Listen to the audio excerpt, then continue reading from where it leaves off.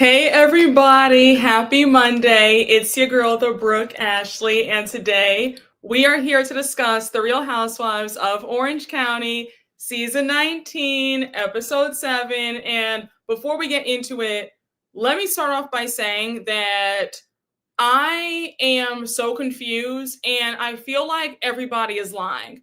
All right, I think I might have to whack Katie, Gretchen, and Tamra. Like everybody's getting it. I don't know if I'm the only one confused, but I know that I have some questions because we have Gretchen saying one thing, another thing in the car. Katie's now coming out with this bombshell revelation at the end. I'm just like, what's going on? Everybody's lying, all right? But y'all, we're going to get into all that. But guys, I hope y'all are here. Yes, the way this cast is full of liars, I can't. Hey, how are you? I'm happy you're in here. Come on, Jameer. And make sure if you see any weirdos or nuts in the chat, block them, okay? If anybody tries it. Hey guys, everybody has got me irritated. Yes, I'm gonna say the confusion. Same here. They're all lying. I'm like, what is going on? The lie detector should clear some stuff up. Yes. Hi, I just got the notification. Hi, I'm happy that you're in here. Okay, you said you're fresh out the shower just in time for the live. Yes. Hey, Brooke, ready for another Rare Form Monday. Oh my gosh, the way y'all cut up in last week's Miami Live. All right, y'all had me screaming. Hey, come on in, y'all. Come on in. How are y'all doing? I must say I watched the episode after Naked Wasted. Gretchen pulls up refreshed at Tamra's house the next day with her dogs like nothing ever happened. All right. Okay. So we'll talk about that at the end. But yes, I'm confused. Gretchen has me side-eyeing her down. All right.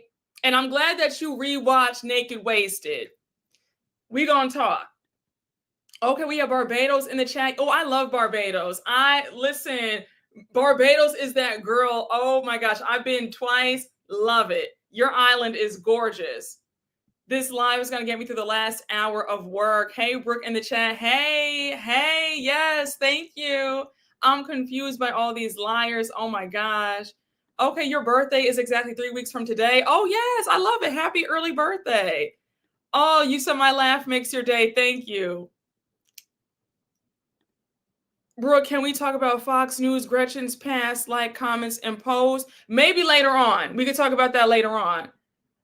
Oh, hey, Nan, how are you? I'm happy that you're back. How are you? I've missed you too. Come on in the room. Okay, we have New Zealand. All right, y'all. Wait, what time is it in New Zealand? Listening from the office of Manhattan, please be nice. Come on, come through. Yes. Yes, honey, hit the like, y'all. Hit the like button. All right, y'all. Let's jump into it. You said this show is another version of Traitors. Oh, yes. And yes, it is, because everybody's lying. And we're trying to find out who the liar is. Speaking of birthdays, mine is tomorrow, turning 34. Oh my gosh, happy early birthday. I hope you have the best day tomorrow. Hey, y'all, come on in. I need to watch the Naked Wasted episode. What is the season and episode? It's season 4, the season that Gretchen joined the show. It's season 4, I believe. Wait, hold on. Let me look it up for you. I believe it is episode 8 or 9. But I know that I remember correctly, it's Gretchen's first season on the show. When I tell you, when I first watched it, I was in shock. The episode it's jarring. Okay, it's season 4, episode 8. And it's titled Naked Wasted. All right, y'all. Let's get into this episode. I have a lot to say, right? So we open up the episode. It's right after dinner. They're at like an after hours bar, a lounge, and they're discussing Tamra's behavior. Heather says that I'm worried about her. Gina says that she thought that she shared this story with Gretchen. You have Gina saying, it's so clear that whatever happened with Kiki Monique, you weren't the one who said it. But then you have Gina saying that when Tamra drinks, she's nasty. And Heather says that something has turned. So now you have Gina going on to say that when you go to therapy, it's not an excuse to be an effing dick. But that's Tamra. Tamra's going to always be horrible because that's who she is. So now we see that it's the next morning and everybody's getting ready for the day. Jen is in bed. Now Jen sleeping with her voodoo doll. I said, girl, all right. Now y'all know how I skipped past the voodoo scene in the last episode. So when I saw Jen waking up with that voodoo doll, I said, God bless, Jen. God bless. You're a lot more adventurous than I am in that regard. I'm gonna keep it there. So now she calls Ryan up to FaceTime him. She's like, have you seen anything on social media? Ryan says, I did. What's going on? So Jen says, I don't know. We went to dinner last night. Tamra started fighting everybody. Gina said that's enough. And then she got her purse and left. It was bad. Again, I didn't feel any way about Tamra leaving out of that dinner early. That's what Tamra does. Tamra always pulls this stunt anytime she's cornered for her bad behavior. We've seen this play out before. So, so when she walked out at that dinner in last week's episode, I felt no ways about it. Hey, Robert, thank you for the super chat. Happy Monday, Brooke. Let's read and whack. I fast forward all of Emily's scenes. I can't stand her. Now, I have some choice words for Emily because that scene of her at home with her and Shane, no, ma'am. I'm going to be whacking her. I'm so annoyed that she's using her son as a storyline. He does not deserve that. But again, we'll talk about that later. I don't like Gina, but I really want to keep watching her. LOL, like that annoying sister. I feel the same way about Dorit. LOL. I never thought I would say this, but Gina is, I don't want to say that she's winning me over, but I'm kind of enjoying her on the trip. Never thought I would say that, but Gina isn't pissing me off like she used to. I know, right? Gina, don't get used to me complimenting you, okay, girl, but you actually are making sense in these episodes and I'm here for it, okay? But don't get comfortable. Don't get comfortable. Yes, Gina's the only one with a little sense so far. Yes, Gina is decent on her own without Emily. Gina is the most improved. Yes, I agree with that. She is not that bad this season. Yes, I agree. Gina's not annoying me as much. You said our pigs flying. I'm screaming. Gina's frumpy outfits don't help. You said I feel the same way, Brooke. Gina might be winning me over too. Listen, I'm like, I don't know what's going on with Gina. I don't know what's going on. Like, I never thought that I would say that I'm kind of on Gina's side about things. Gina, again, don't get too carried away, Miss Mamas, but you are slowly winning me over. And I'm going to leave it there. This is Gina's best season so far. I agree. Gina is most improved, but she will find a way to F it up. Yes. You said Gina might be in the chat. I'm screaming. Well, I thought that we had Gina in the chat last week.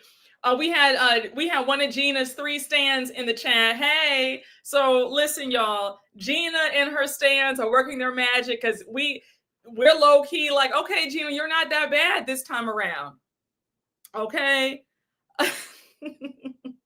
So now we cut to Gretchen on FaceTime with Slade. She tells him that Tamra left the dinner. She tells him about, Tamra dropping the bombshell that Katie said that she said that Tamra roofied her all those years ago. She says, I feel like Tamra was trying to cause me and Katie to have a fight. And then she said that she's quitting the show. Slade knows that Tamra's full of it. He says that's some BS. Her lies and manipulations have caught up with her. We all know she's not leaving the show. Like, that's all for dramatic effect. Miss Mamas is keeping her Bravo check. Like, this is all a stunt and a show. She wants attention. At the same time, it's like, Gina, you could have been on the right side of history the whole time. I agree. Y'all can have it. I still can't stand her. Don't do it, Brooke. Gina is and will remain the worst. Listen, I'm not lit. All I'm saying is Gina is on the right side of things when it comes to this whole Tamra situation. The way she got Tamra together, she said, Tamra, this is my dinner. It's my trip. Don't you ever come on here and think that you're going to ruin it and curse me out. No, ma'am. I'm sorry, but I have to give Gina her 5s for that. I have to give the girls their 5s. Gina low-key ate that up. I said, Gina, come through.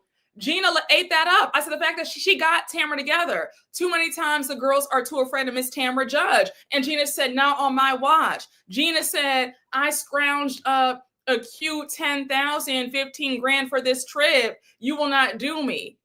Okay, Gina said it's her first class trip, her first time at the Four Seasons. She said, you will not do me, Miss Mamas. You won't do me. So I have to give her 7s for that. I have to. I must. You said not her 5s. We're being fair. She wrapped Tamra up. She did. Yes, Gina cleared Tamra. I like how she put Tamra in her place. Same here. Hey, the Dime 10 Diva. Thank you for the super chat. Unpopular opinion. Katie isn't the villain. Those girls are playing in our face. So I have mixed feelings about Katie. I think that Katie is a beautiful woman. I think that she seems like she seems sweet, but I feel like Katie is a liar.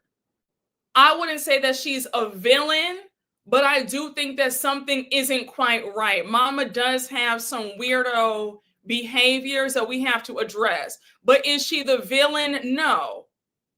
But is there something that's off? Yes. And we'll talk about that later on at the end of the episode. Does that make sense, y'all? They're all villains at this point. She is a liar for sure. Yes. You said Katie isn't a villain. She's a bit slow, I fear. Katie lied for sure. You said Katie's definitely the villain, but she's not the only one. Then she got Shannon later. Got to give it to her. Yes. Oh, yes. We're going to talk about that. You said Katie and Matt were lying this episode. Okay, when we talk about that end, we're going to talk. We're going to talk. Katie isn't a villain, but she lies good. She definitely got her husband to lie on camera. Oh, yeah. One thing I'll say about it, Katie's man is 10 toes down for her, honey. The way that man will lie for his wife, I have to stand. I said, the way Matt will sit up there and tell a tale for his wife, I said, that's a good husband. Katie reminds me of Drew, where she has a strange relationship with the truth, but she's not bad like Tamra or Phaedra. Yes. You said Katie is just as terrible as all of them. Gretchen and Jen lied. Matt said he gonna stand beside his wife. Yes. Matt did his wife no favors with that non-committal answer. Oh, yes. We'll talk about that. Because his response, when he said, well, what I am saying is, and I said, okay, Matt, you're lying, but okay. You said that's a good answer, Savannah. I'm screaming. All right, y'all. You said that was sexy, Matt lying for Katie. Just like Ray lies for Karen. Well, no, I feel like Ray will get Karen together. Ray will sit there and be like, that didn't happen. I don't know. I feel like Ray will whack Karen good when she tries it. Because Ray's not here for the BS. I feel like there have been a few times where Ray has looked at Karen like, girl, don't start. Don't put on for these cameras. The way Ray said, honey, this show has gotten to your head. The fame has gone to your head. You're arrogant now. And she got so mad at him. He said, baby, I love you, but the truth is the truth. Like, you become arrogant. I mean, I feel like Ray will clock Karen, but when it came to this jail time stuff, he wanted to lie for her to make sure that she didn't go to jail, but it didn't work. They tried to sell that scene at the reunion. Yes. Yes. When it came to the DUI, he did ride for his wife. He did. You said honk the horn on him, Matt. Y'all have me screaming. So now we see Shannon in her room. Emily comes over. Shannon's like, do you know if Tamra's left? And Emily says, yes, I think she did. So now we see a flashback from last night. Shannon was getting text messages from Tamra. Tamra told her that she was leaving at 4 a.m. And then she told Shannon, come to my room without the cameras. So Shannon says, look, I'm not your ride or die anymore. So no, I don't want to do that. I said, thank you, Shannon. Wake up. Because you being ride or die for somebody who would throw you under the bus like that, the same woman who kept calling you a drunk all last season, the same woman who was sitting up there key and slapping 5 in the words of Funky Dineva with your op with John Jansen and Alexis Bellino, there's no way that I'm going to be coming to your room without the cameras, without proof, and trying to act like we're best friends. It's not happening. It is not happening. So now you have Shannon saying that I just want confirmation that she's gone. It reminds me of the whole Bali trip. Now, that trip was iconic. I'll never forget how Tamra ran off screaming because they all whacked her good. That was the season when that woman, her name was Lizzie, she was on the show as a friend of. I always felt like Lizzie deserved another chance. I think that they did not give her a fair chance because she wasn't rich. But I feel like if you've given Gina 8 seasons, you could have given Lizzie another season. Lizzie was good TV. I liked her she was not afraid of Tamra. She was pretty. She was not afraid of Tamra. She had a cute family. She was up and coming. They weren't broke. They just weren't, they were middle class. I guess you could say they were upper middle class. But I feel like she was a step above Gina financially. But either way, I always felt like they did not give Lizzie a fair shake. She deserved another season because she wore Tamra out on that trip, and Tamra ran home and almost quit the show then. But shout out to Lizzie. You'll never see my face again. Exactly. Lizzie had Tamra gagged that season. Yep, when she lied about not knowing about those taxes with shoes in hand. Exactly.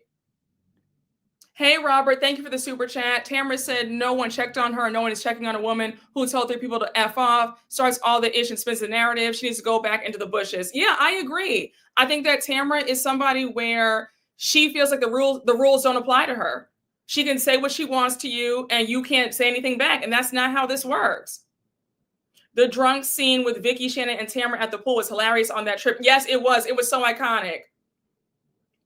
Was Lizzie the lady with the mom who smoked pot? No, that was the other woman. That was Lydia. She was super Christian, super religious, but her mom wasn't. Yes, that was Lydia. No, Lizzie was somebody else. Lizzie had a swimsuit line. Didn't she get a cameo a couple seasons ago as Emily's friend? Yes, she did. Wait, Lizzie was full-time in season 9 and a friend of in season 10. She was full-time in season 9? When Shannon joined the show? I forgot. Wait, Lizzie was on for 2 seasons? Where was I? Because I've watched OC faithfully since they came on, since it started. Lizzie was on. Why did I think that Lizzie was a 1-season girl? I had no idea. Wait, Lizzie was on season 9 and 10? Lizzie's husband was jealous of her. I think that's why she was a friend in season 10. Yes, her husband was jealous. She had the swimsuit line coming out. He was very insecure. She came a little later in the season. Oh, I forgot that she was full-time for. Why did I forget that? No, please start. You don't watch OC. No, start. I would say start at season 9. Start with when Shannon came on the show. Shannon's season was a doozy. Baby, the way they set Shannon up, honey, they almost had Shannon sent off to the psych ward. Her season was bananas. All right. Her and Heather were going at it in every single episode, honey. I mean, they played in Shannon's face that first season. She just a mess. Oh my gosh, I didn't know that Lydia's mom passed last year, I believe. Very sad. Wow, her mom was young too. My condolences. Her brother just passed too in a police chase. What? Oh my gosh, I'm so sorry to hear that. That's very sad.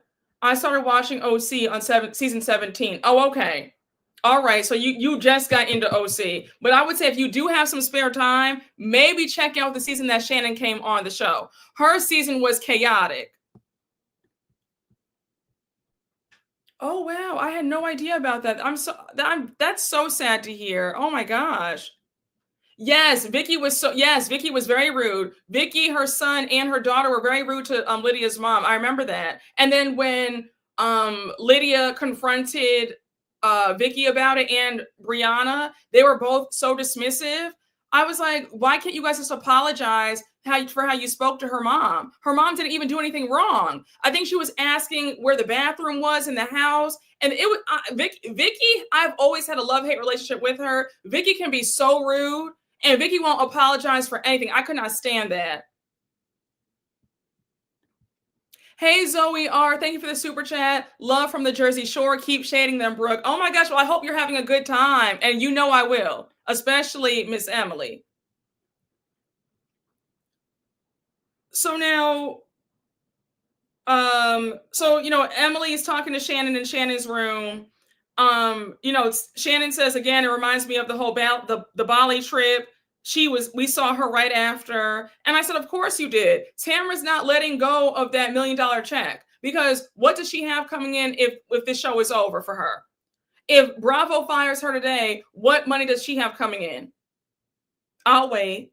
And what money is Eddie bringing in? I'll wait. So again, we know that Tamra's not going anywhere. She's going to ride the wave until the wheels fall off. So please. So now we cut to, now mind you, for today's activity, they're doing that Alligator tour. And so we see all the women in 2 separate cars. We see Gina, Emily, and Heather in one car, and Jen, Katie, and Gretchen in another car. And mind you, Shannon is still in her room getting ready. One thing I can't stand are people who just cannot be on time. And I've talked about that so many times, but the fact that Shannon was still just got out the shower while they're all dressed in the car, it's like, girl, what's going on? You had the same amount of time as everybody else. Why can't you be ready? Like, girl, are you okay? So anyhow, everybody is talking about Tamra and her behavior. You have Emily saying, did you guys see Tamra's post on Instagram? She's at the airport talking about mental health. So Gina says, you're in therapy, but your priority should not be about posting on Instagram. So now Emily makes a joke saying that that's how old ladies throw fits. And now we see Gretchen, Jen, and Katie talking about Tamra as well. So now we go back to Heather, Gina, and Emily, and Heather says, I can't believe how effing selfish Tamra was to leave the trip, especially since I've been taking up for her the whole entire time. And now Gina says, and I'm so tired of you doing that because it's not fair to you either. Now, Heather, don't you feel like a fool to have been going so hard for somebody who pretty much cursed you out in the last episode? You don't feel foolish? You don't feel silly? You don't feel a bit stupid?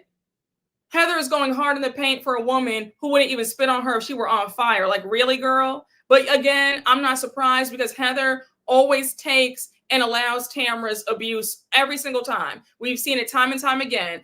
Tamra will turn everybody against Heather, and Heather will sit there and take it. It's a mess. I know Heather felt dumb. Good for her. I agree. I would have been dancing finding out Tamra left the trip. Same here. Tamra has her CBD business. I keep forgetting about it. Have you bought anything? A lot of these housewives have these businesses that aren't bringing in a dime. Tamra got something on Heather. I agree. They should have Lisa rented her and called her bluff and not allowed her back after quitting. Oh, yes. And like we talked about in the last recap, I don't think it's fair for these women to still be on the show after they have threatened to leave. If you take your mic off, you storm out, refuse to film for a week or two, that should be okay. It was nice doing business with you, but your services are no longer needed. God bless. Have a nice life. I don't think it's fair for you to keep doing this every time you don't get your way.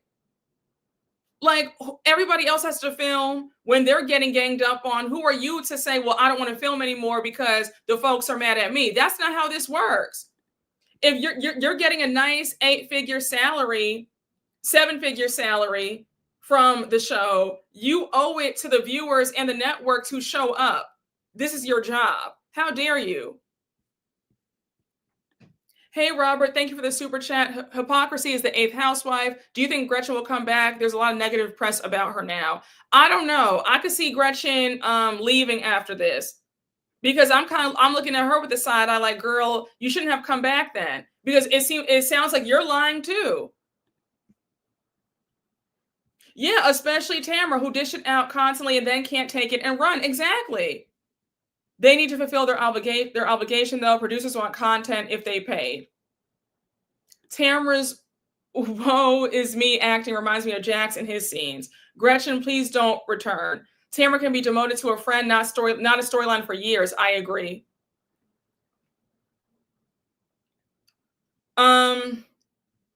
So now we have Shannon calling Gina. I don't know what this conversation was. Shannon's on the phone crying. They're like, girl, take a deep breath. We'll see you later. We'll see you soon. Like, calm down. Again, I'm getting tired of Shannon's antics. It's really growing stale. And we'll talk about that in a few more minutes. But Shannon's really pissing me off this season. I don't like the way she's moving. Does anybody else feel that way? I just feel like Shannon is really losing me. And it's sad because I used to really stand Shannon down. But I'm just like, yeah, Shannon, this season isn't it. No. Shannon's always crying and nobody gives a damn. Shannon is such a fragile person at her big age. Yes, it's too much. It's too much. So anyhow, they all arrive for the Alligator tour. And mind you, they're still waiting on Shannon. So Emily's like, my biggest pet peeve are folks who aren't on time. We're all here, so we should just go and leave her. So we see Shannon finally arrive. She's 20 minutes late. They're all annoyed with her. And Shannon's whole attitude, she's always frazzled and just out of sorts. I'm like, why can't Shannon ever be calm? I hate people who are always like jumpy and like this. It's like, are you okay? Like people like that make me nervous. You can never be calm. You're always rattled. It's unsettling. It's jarring. And Shannon comes in flopping on the boat and she's like, oh my gosh, I'm sorry guys. Like I was just so late. And it's like, girl, just shut up, sit down, relax. We don't need all that energy. I'm really big on people's energies. I just feel like one person's energy can just ruin the mood. And I feel like Shannon can kill the mood quickly. If she's not laughing, then she's wailing. It's a constant state of distress. She's not like there's something wrong. Ever since she joined the show, she's always been like that. It's really sad to watch. It's always that like it's like, enough, girl. And for you to stroll there 20 minutes late and you're doing all that, it's like, girl, again, no one wants to hear all that. Sit down and be quiet, please. Shannon needs a break from the show. I agree.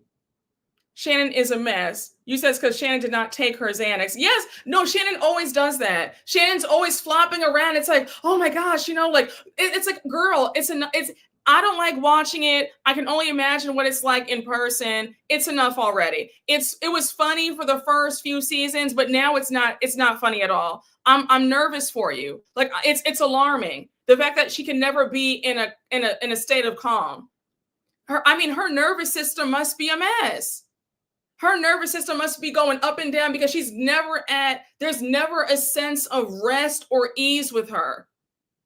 And that's a sad way to live.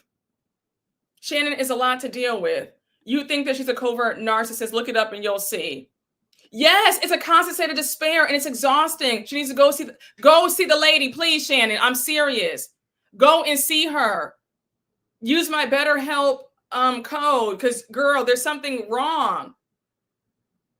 And you know how I talk, if you watch my Miami recaps, I feel like Lisa is also like that, where she's always in a constant state of despair and it's exhausting. Nobody wants to be around that, where you're always there's something always going on. You're always sad. You're always upset. The sky is always falling. Your dog ran away. The cat's sick. Your goldfish died. The house is on fire. It's too much. And Shannon's always in a constant state of the sky is falling down on her. It's too much.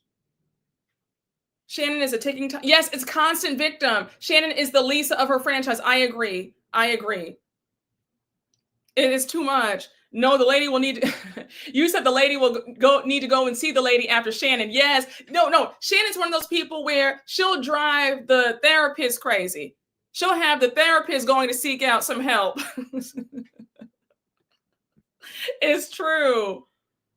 You said you feel bad for Archie. I'm sure Archie looks at her like, girl, you need help. It has to always be about Shannon or she'll act a plumb fool. Oh my gosh. You know that meme when she's blowing into the breathalyzer last season and you see Archie in the distance just staring at her? He was staring at her like, girl. Just a mess, honey. Shannon needs best help, not better help. You said that's probably why her daughter's got the hell on. I know Archie's blood pressure is high. Not the dog has high blood pressure, child. Y'all have me screaming. Y'all are too funny. Oh my gosh. Hey, Robert, thank you for the super chat. I would have Teresa Judice that table the minute Tamra flew in on her broomstick without an apology. Heather looks like a wealthy fool.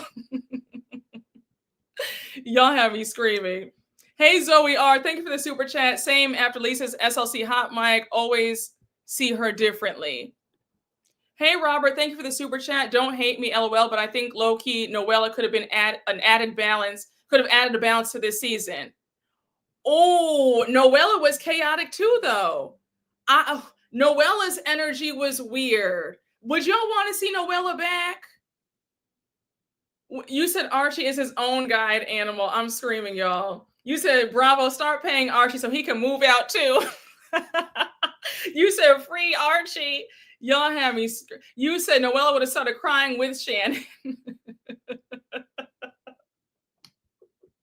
Wait, now y'all know I told you about BravoCon 2022 when it was here in New York and I went. And you know that I was in the VIP lounge and Noella was there. And when it was Noella's turn to do the photo op with her, when I tell you only 4 people were on that line, I said, damn, Noella had only 4 folks who want to take a picture. They were like, Noella's here, take a picture with Noella. And everybody just sat there and said, I said, damn, girl. I said, damn, girl. I said, child, you said Noella screaming by the river is iconic, though.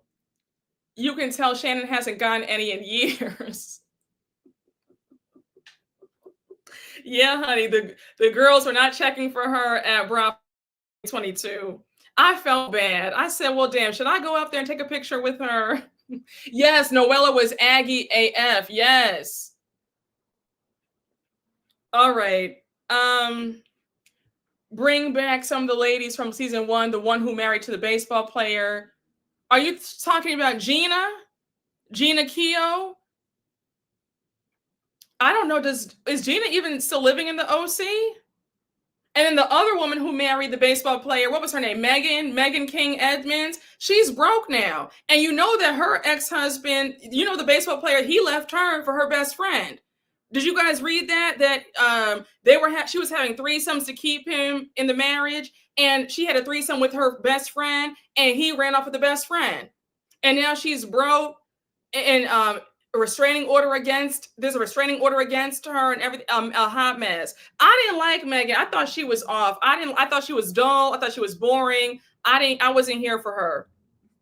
I was not here for her. Oh yes. That man was a monster.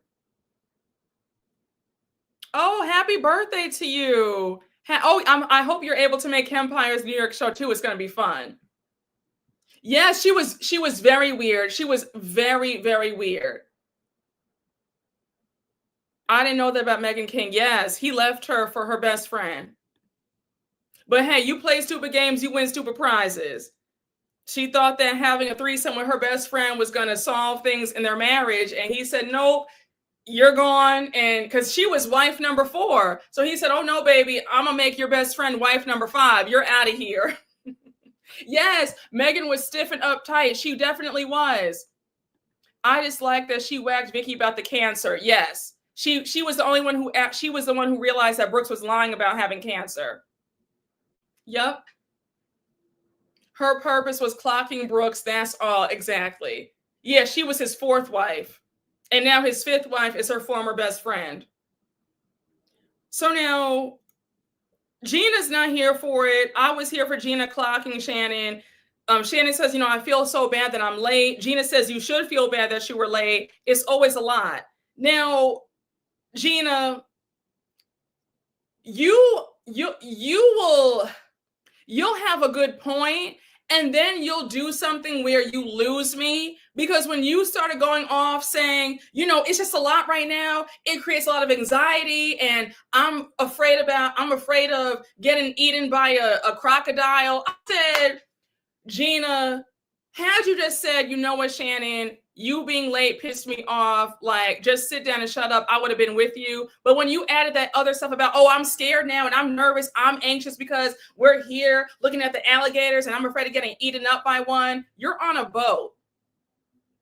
Unless you jump into the water, you're not going to be eaten by a crocodile. Like, what are you talking about? I said, yes, Gina was doing the most. Gina will drag it on and on. Yes. Gina, I said, Gina, you can't help yourself. Just when I want to like you, you go and ruin it. Like, what? Like, she can't help herself. Gina's always doing the most. She can't help. It's like she cannot help herself. I said, Gina, girl, Gina argues like a fifth grader. I agree. Gina really can't be from NYC. She has no swag. I feel the same way. It felt like she was, she was fishing for a moment. I said, girl, it's embarrassing. And you could tell that she was fishing for it. She was stuttering. She's like, no, because it's like all these meltdowns and, I just can't. I said, okay, Gina. I said, here you go. Just ruining the moment now. You had us for like 30 seconds and you sat up there and ruined it. I just said, oh my gosh, that's why I can't get with Gina. Every time I think that she might have a point, she loses me just like that. It was very rehearsed, stuttering like Sheree. She was. Yeah, I said, girl, this planned activity, talking about, I'm afraid of getting eaten up by a crocodile. I said, Gina, are you okay? Gina wants attention so bad. Yes, she always puts some sauce on it. I said, Gina is putting 20 on 10. Goodness. It's giving. She got a text from the producer telling her to make it a moment. Yes. Those gators don't want those fashions. They have taste. She could have got Shannon together, but she's not look good thinking on the fly. Yeah. They always know how to ruin a trip. Gina, the producer. Yes. It's just like, you could tell that Gina's thinking about what she's going to say in the moment. It's never natural. The only time that I felt like she was in the moment and not thinking about it was when she got Tamra together in the last episode. When she said, Tamra, you come in here shit face. You're not going to ruin my dinner. Girl, I need you to leave. That was the only time that Gina ate down. In her 8 years of being on the show, that was the one and only time. But this episode, she lost me yet again. And her accent is very over-exaggerated. She's doing too much.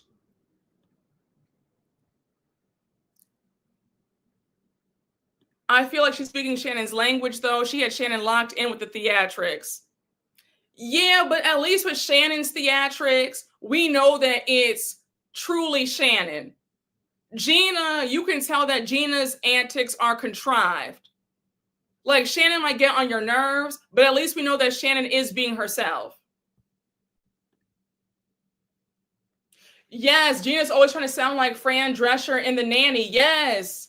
Her accent is turning into the mom on Bob's Burgers. Y'all have me screaming. She matched energy, although exaggerated. Shannon's theatrics are real, sadly. So now, they go and see. Oh, no, Shannon says that she had an anxiety attack on the way here. I said, about what, Shannon? You were just fine an hour and a half ago. What were you getting anxiety about? Like, I was confused about that. So now Shannon says that ever since her DUI, she's had anxiety attacks and she's never had a moment to process it or feel it. Now, Shannon storms the door. I'm not going to sit here and let you lie like that.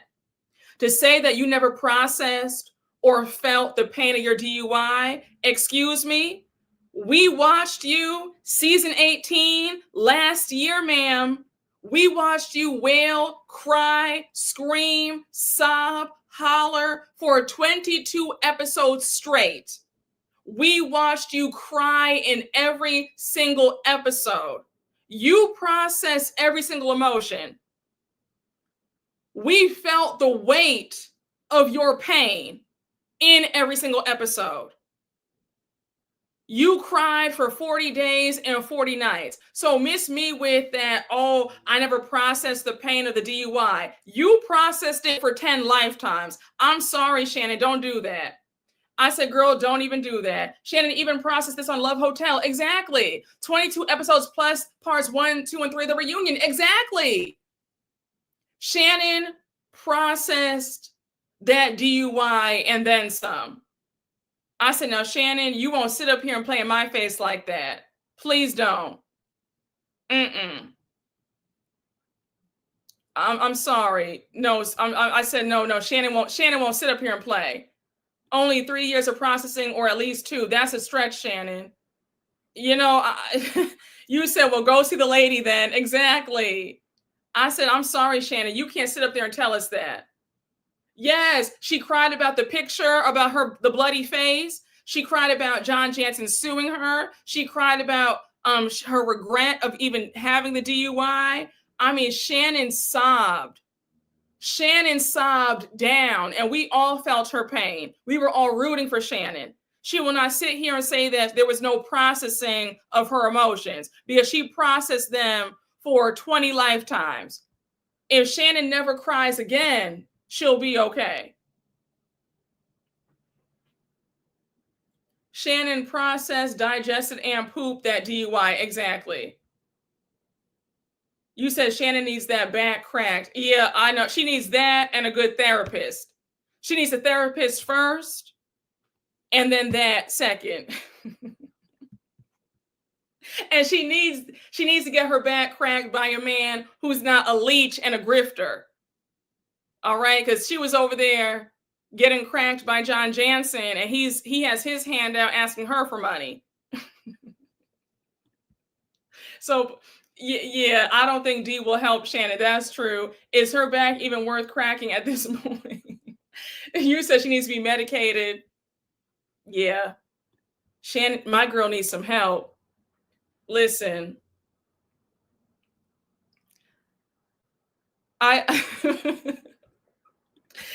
She's too desperate to attract anything better than a leech. Oh my gosh. Yeah, God bless Shannon. But Shannon, don't ever tell that lie about how the DUI was not processed. You processed it. We processed it with you. We were sad for you, sis. So don't say that. Everyone has their issues. That's true. That's very true. Everybody's got issues. Nobody's perfect. All right. Everybody's got something. Effie, we all got pain. You're right.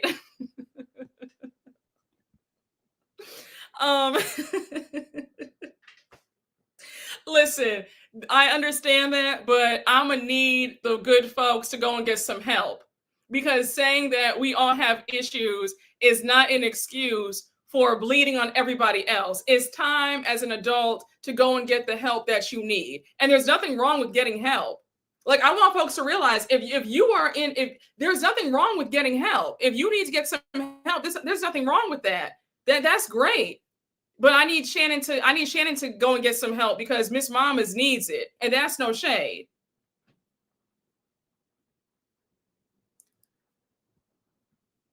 Shannon needs to go see the lady. Shannon needs to take a season off. But Shannon's too addicted to the fame, though. Shannon loves being on the show. So I don't see her ever taking the season off. Your friends are not therapists. Yes, especially when you have the money and the resources. Exactly. Hey, Robert, thank you for the super chat. Heather looked a wealthy fool at that victim's non-apology lunch with Tamra. Don't hate me, LOL, but I think Noella would have added balance to the season. I think that Noella would have added to more of the confusion, in my opinion. Therapy does not mean you're crazy. Yes, that's what I want folks to understand. It does not mean that at all. Like, I can't say enough good things about therapy. I think that everybody needs to be in therapy, for real. This world will be a better place if folks are in therapy. Therapy is one of the best things that you could do for yourself. I don't know. It's sad that there's still a stigma surrounding it, but there's nothing wrong with getting help to live the best life that you should live.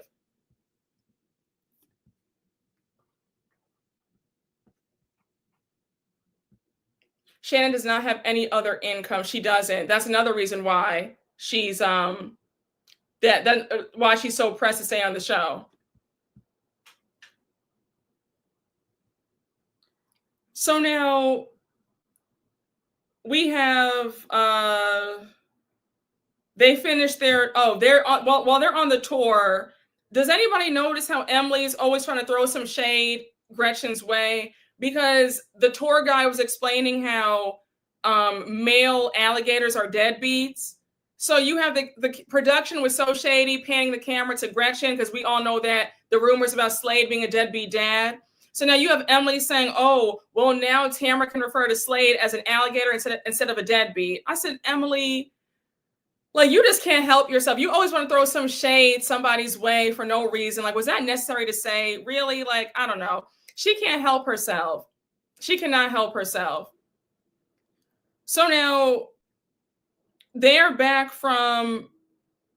at the hotel, and we see Emily FaceTiming Shane. So she's asking how the kids are doing. She's asking about their son, Luke. She says that Luke was diagnosed with ARFID, but his doctor suggested that he get more testing. And then she says she actually feels guilty about being on this trip. Then she says, am I a bad mom for being on this trip? Emily, I'm going to whack you later on, but I'm not going to sit up here and even play this game with you. If you felt so concerned about being if you really felt like you were a bad mom, which you're not, like, it's okay to go on a trip. Like, you know what I'm saying? Like, I'm not a parent, but like, I hope that parents don't feel guilty for going on a trip without their kids. Like, I think that parents should have time away from their kids, right? But for you to sit up here and give us this melodramatic storyline of, oh my gosh, am I a bad mom for being away and da-da-da-da-da. If you really felt like you felt guilty for being away from your kids, you wouldn't be on this show. You've been on this show since your kids were what, 2? Your kids are 10 now. You've been on the show for 8 years. If you were so concerned and had, guilt, you would have left the show a long time ago. You've been going along just fine. You're another one. You love being famous. Despite you not being one of the, most popular housewives, you love being on the show. So miss me with all that stuff about, oh, am I a bad mom and I feel so guilty? No, you don't. And it's just like, why are we doing this now, Emily? I'm not here for this. You're putting 20 on 10 with this storyline, because that's what it is. It's a storyline. I'm just getting irritated because Emily is sitting up here playing around because she has nothing else to offer. Yeah, I don't like that. I don't like how she's diagnosing her son before he's been tested. Yes, I don't like that either. Even Shane knows that she's full of it. That's why she's really mad at Shane, because Shane knows that what she's doing is an over-exaggeration for a storyline. Hey, Robert, thank you for the super chat. I apologize. I wrote the same chat. I thought they didn't go through. No, it's okay. Yes, it's stunts and shows. She's doing it for a storyline and sympathy. Exactly. Emily needs to go. She is a bully crying. She is a bully crying wolf. Wait, what did I say? How am I crazy? No, I'm just saying, I'm not here for this whole storyline with Emily. I don't like her using that as a storyline. It feels unfair. Yes. And her son is only 10 years old. That's not fair. When you join this show, you sign up to show, about your life. You show your kids, but you don't use your kids as a storyline. You don't put their business on Front Street unless they say, Mom, it's okay, you can share that. He has not given her consent to even share this. I'm just aggravated with this whole thing. I think that Emily should feel ashamed of herself to be using this for her storyline. I think it's pathetic. He didn't ask for this at all. I agree. My boyfriend and I don't like that she's putting her son's business out there since he didn't sign up for this show. Exactly. That's why Shane is downplaying it. He told her how adjusted he is when she's not around. Yes. She's an enabler and wants to be needed. I agree. I don't like this. I really don't like this. I think that Emily is doing this all because she wants to stay on this show. But Emily, there are better ways to go about staying on the show. This ain't it. So now Did anybody notice when she said, okay, Shane, bye, talk to you later. She says, bye, I love you. And he actually said, I love you back to her. So she's like, say it back. And then when he was saying, I love you, she just hung up on him. Then she's like, why can't you just say, I love you back to me like Jesus? I said, girl, you want a problem. You obviously want a problem with your husband. And I used to get on Shane heavy, but when I tell you I'm on Shane's side this season, I'm like, oh my gosh, am I actually liking Shane? I'm like, wow, Shane actually has good sense. But I said, girl, don't play him like that. He actually said, I love you back. And you're like, oh, why can't you just say it back? And then hung up on him. I'm like, are you okay? Like, Emily, girl, you need to go and see the lady. You need to get some help because I see right through you. I'm not here for this. And I'm getting annoyed. The only thing keeping Shane married to Emily is his religion. Well, remember, this isn't Shane's first marriage. Shane was married before. He has his 2 daughters with his first wife. So Shane, this is a second marriage. So I feel like, Shane might not have an issue divorcing her and getting married a third time. Because Shane this is his second marriage and he has 5 kids. I know Brooke liking Shane and Gina. Listen, I'm shook. I'm shook. Do you hear me? Yes, we be thinking that it's the husbands and it's some of these women. Exactly. You said that little guy, he get around. Oh my gosh. Yes, honey, he was married before.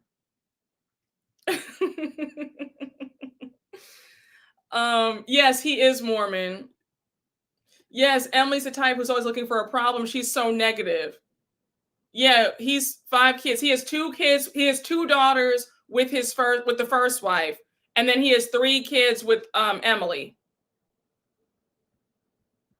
No, he has the three kids. The Annabelle and the twin boys are Emily and Shane's, and then his 2 daughters, the 2 oldest daughters, are from when he was with his first wife. So he has 5 kids, but Emily only has 3.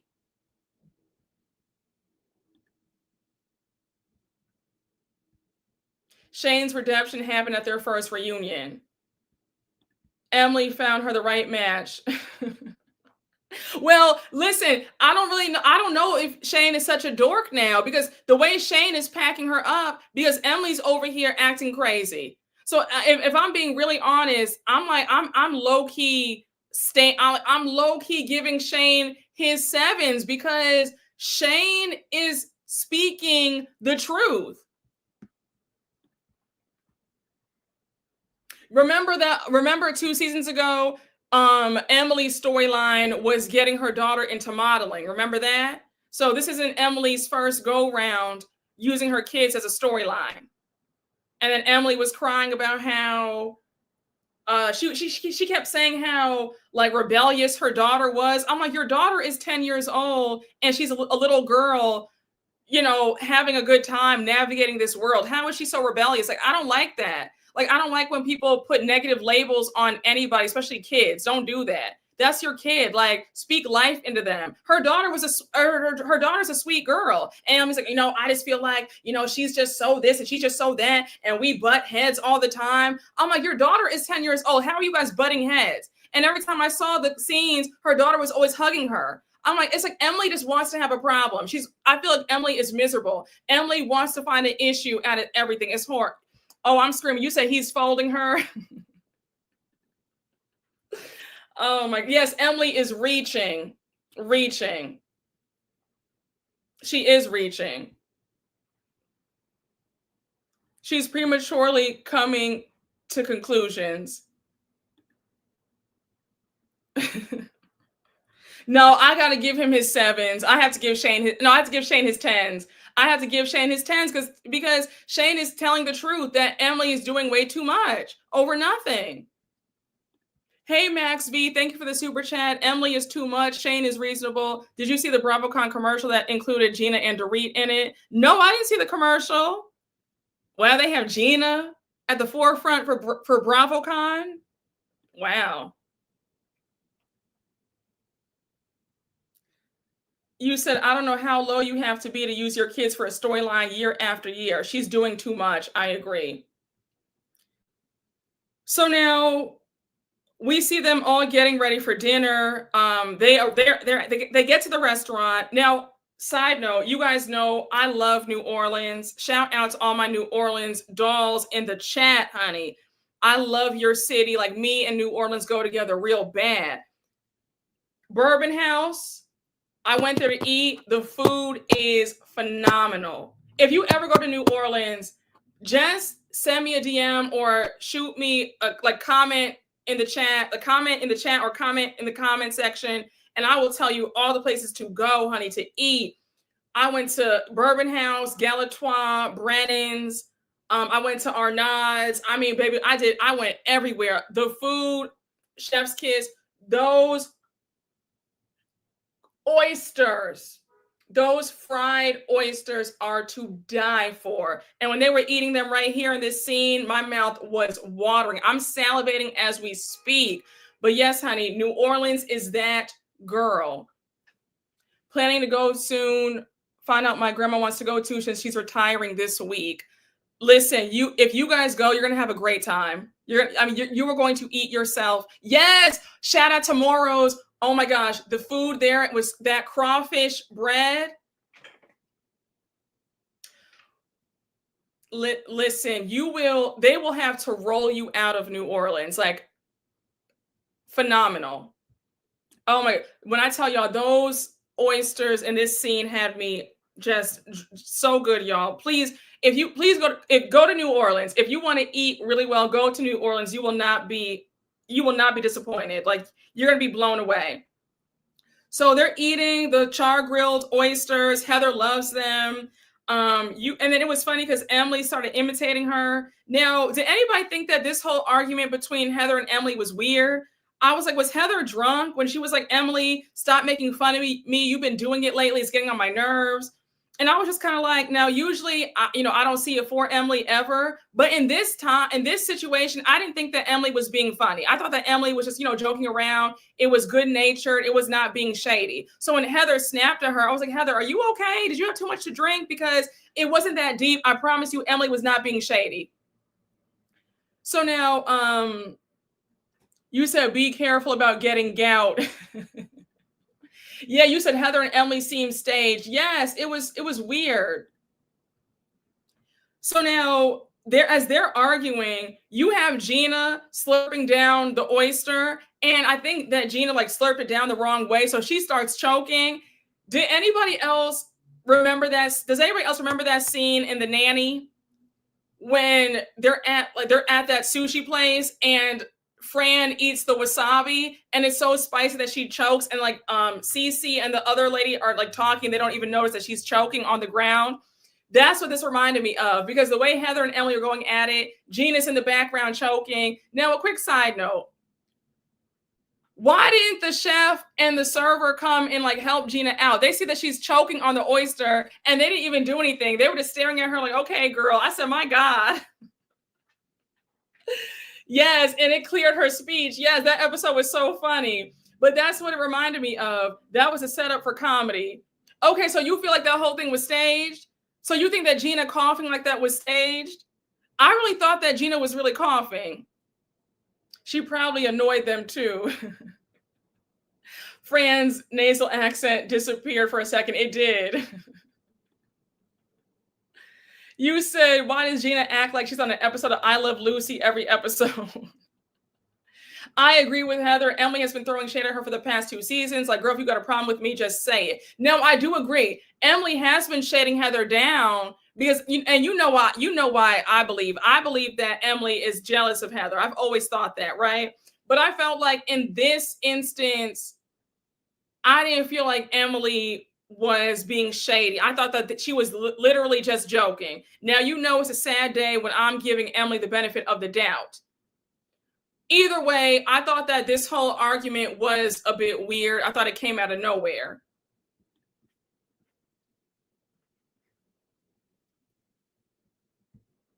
You said, baby, because she's Ethel. Because they know Gina put sauce on it as well. Yeah, okay. You know what? You might be right. They could have said, you know what? This girl is doing this for attention. I think Heather gets annoyed with the constant mimicking or mocking from Emily. You know what? That's a good point too, because that would piss me off as well. So you know what? I get it. I guess I just feel like Heather's also irking me this season. So it's just like they're all getting on my nerves. So I really don't know what to think. But you know what? That could be it as well. That's very true. The problem is when you're always picking at them, it doesn't matter if it's little or not. That's true. That's why it's not good to pick at people, because even if you, when the one time that you are actually joking and there is no shade or malice, the person is just so mad that they're like, shut up, don't talk to me. So you know what? You know what? You're right. You're right. You're right. Emily's constantly putting Heather down. Yes. Oh, you know what? I meant to, since you're saying that, remember when they were in the car going to the crocodile tour and Emily said, Heather, you're in the back since you're so little and us big bitches are here in the front.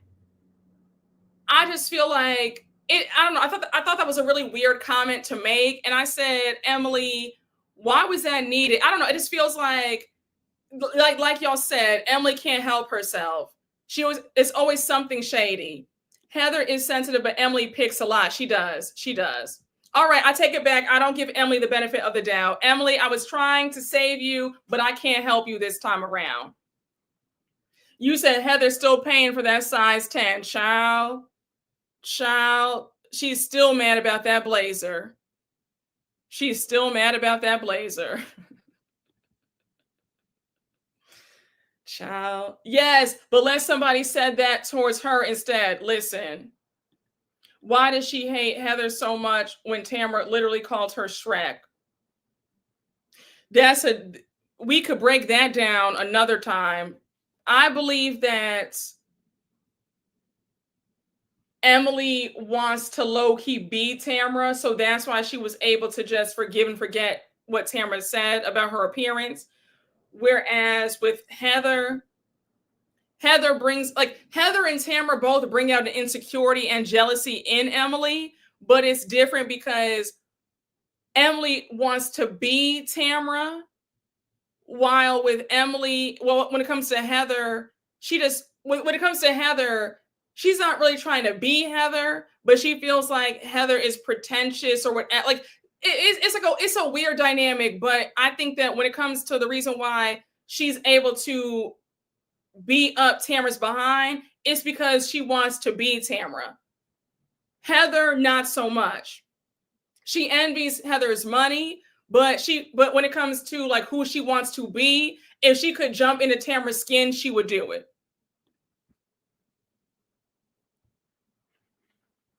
Listen, okay, can we all right, can we really talk about it? Don't say things like that and then be crying about jeans later. Well, I'm glad you said it and not me. We see each other. We see each other. Thank you. We see each other. That's why I'm just not here for that. When she said, oh yeah, Tamra can take a fatty picture of me anytime, I said, don't. Emily, how dare you? Not when you sat up there and cried for 10 episodes straight last season about a damn blazer and some jeans. No, ma'am, you will not sit up here and play in my face today. Absolutely not. Yes, she likes Tamra's position as it relates to the show. Yes. Yes. Okay, thank you. Emily wants to look like Tamra, but have Heather's lifestyle, I feel. I agree.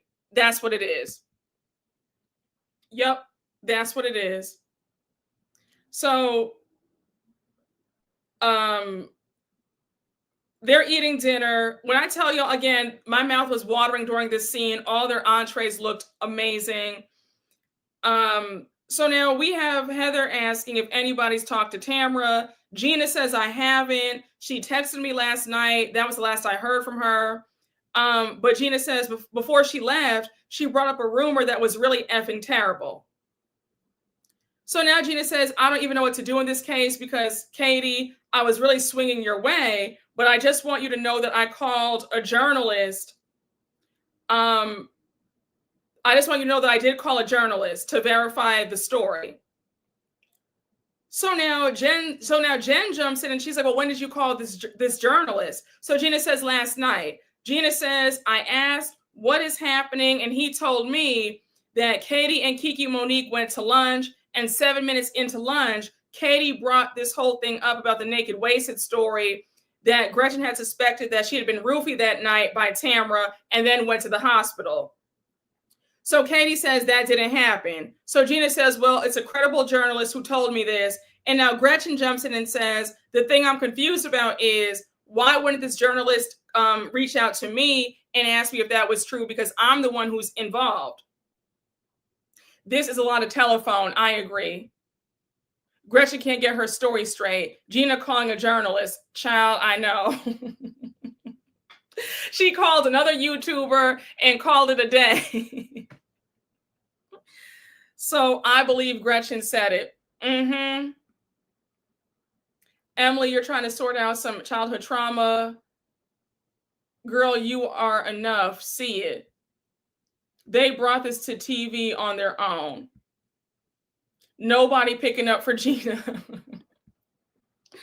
So that's exactly what I thought. We see each other.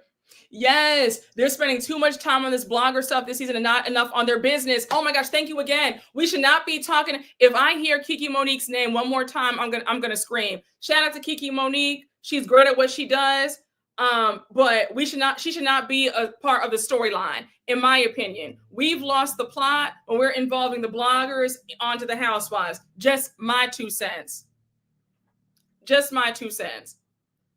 So now, and Kiki Monique, I hope she's getting paid, because I know that if they involve me in a storyline, I better be getting that NBC Bravo check. Period. Because I'll be damned, you're not going to be using me as a full-blown storyline and I'm not getting paid. I better be getting paid at least the day rate. Brooke, when are you going to be a storyline? I'm screaming. Yes, this story is killing the season. Don't do me. Don't do me, honey. I want an actual check. You said not a cash card. Don't do me. Don't ever in your life do me. You see how y'all will sit up here and try to read me like this? Y'all are screaming. Wait, you said not a cash card. Y'all will not sit up here and do me. Don't do me. Don't do me, friend. Don't do me. Okay, y'all are so y'all said, okay, honey, give me a check, honey. Give me that good check. All right, honey, they said a cash card. They said not a rush card. Y'all are so funny. Child. Thank you. I sure am, honey. I am better than a cash card and the craft table services. All right. Do you see me? Listen. All right. Don't ever do me. Okay. Listen. You better give me a cute check. Not a $5 gift card to the Shell's gas station. Damn. Wow, y'all. This is how you want to do me today on this Monday. Not you said, wait, who said a bus pass? You said craft services and a bus pass. My God. I love y'all right back. I love y'all down. Wait, no, I am so sick. Listen. Do you see the way they are doing me in these comments? Y'all will not see me. Y'all will not do me like this. Y'all will not do me like this, okay? Damn. Y'all will not do me like this. All right. But no, I really do hope that Kiki Monique is getting paid for her services, because she has been the storyline and the talk of the town since episode 2. But I digress. So now we have Gina saying that Gina says, well, it's a credible journalist who told me this. And now Gretchen jumps in and says, well, if it's a lie and everybody knows it's a lie, then why are we talking about it? So Gina says, well, if you don't care that she sat at lunch and said this. And now Gretchen jumps in and says, of course I would care, but nobody's showing actual proof that Katie said this. So now Katie said it didn't happen. I'm going to stand by that. So now Heather jumps in and says, well, Katie, you have her number. Just call her up and let's settle this right now. So now Shannon even says, yeah, Katie, just text her. Go in another room and text her. So now even Jen is like, Katie, send her a text right now. Now, Katie, girl, come here. One thing about me, I'll be damned if somebody is going to paint me out to be a liar, especially a whole group. I would have whipped my phone out so fast and I would have put Kiki Monique on speed. I would have put her on speaker and I would have addressed this. We would have nipped this in the bud quickly. The fact that you're saying, well, I don't want to ambush her. How are you ambushing her? If you call her up on the phone, that's not an ambush. I just said, Katie, you look real funny in the light. Because again, there is no way in hell that you're going to sit up there and accuse me of doing this. And I'm claiming that I didn't do it. And now I'm making excuses for why I can't call the blogger up. No, ma'am. You know, I don't like when people tell me what to do, but girl, believe whatever you want. I don't give an F. Now, okay, listen. I feel that way too. I get the sentiment, but there are some times in life where you have to clear your name, because say what you want, your name is the only thing that you have in this life, right? When it comes to certain things, I do believe that you should clear it up, especially if you are being lied on, in my opinion. There is a time to be quiet and say, okay, well, let folks think what they want to think. And there is a time to say, oh, no, now you've crossed the line. Now I have to speak up and say, no, that's not what happened. In this case, I feel like Katie should speak up and say, okay, I'm going to call her right now. Just saying. Yes, not when my character is in question. Talk about it not, to a certain extent, because it gets to a point. Exactly. There's a time to speak up and there's a time to, you know, state your case and say, oh, no, man, we're not playing these games. So again, in this case, if I were Katie and I'm claiming to be innocent, I'm calling Kiki Monique up on that phone and we are setting the record straight immediately. Yes, I get both perspectives, but now is the time to clear it up. Exactly. Yes, Katie's always either lying or being boring and dry. Katie pissed me off. I just wish Katie could read better. Then I'd excuse the lying. I'm screaming. You said, honey, you can't be a liar and a poor reader. I'm screaming. Listen, you say you cannot be a liar and a poor reader. Okay, come on. Come on.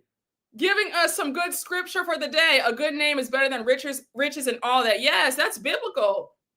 Isn't that in Proverbs, that scripture? That's very true. It's true. Sometimes you have to say, you know what? No, I can't let you lie on me like this. I can't let you lie on me like this.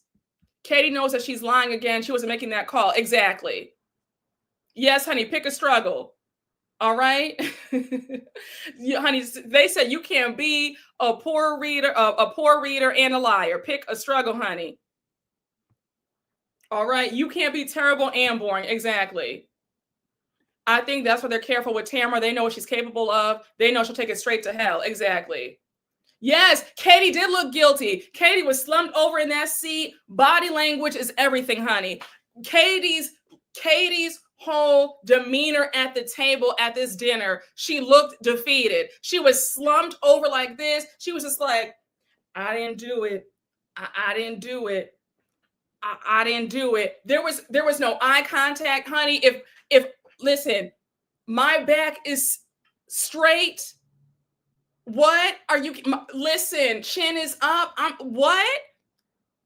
I'm claiming that I'm innocent. I'm sitting up there saying, oh yeah, you know, I didn't do it. I didn't do it. What are we talking about? Her body language with them is mostly small. Exactly. Her eyes gave her away. It's true. Every single time, the eyes will do it every single time. Katie did not sell it at all. Katie's a worse liar than Mia. I agree. Because, baby, Mia will tell you a bold-faced lie, and she'll be real bold with it. Mia will tell you a lie, and she'll actually have you believing it for a minute. Oh, absolutely. Mia is a much better liar than Katie. I agree with that. She turtled down in that chair. Yes, she had the Gina posture. Exactly. You said giving that boy from Polar Express who said he didn't do it.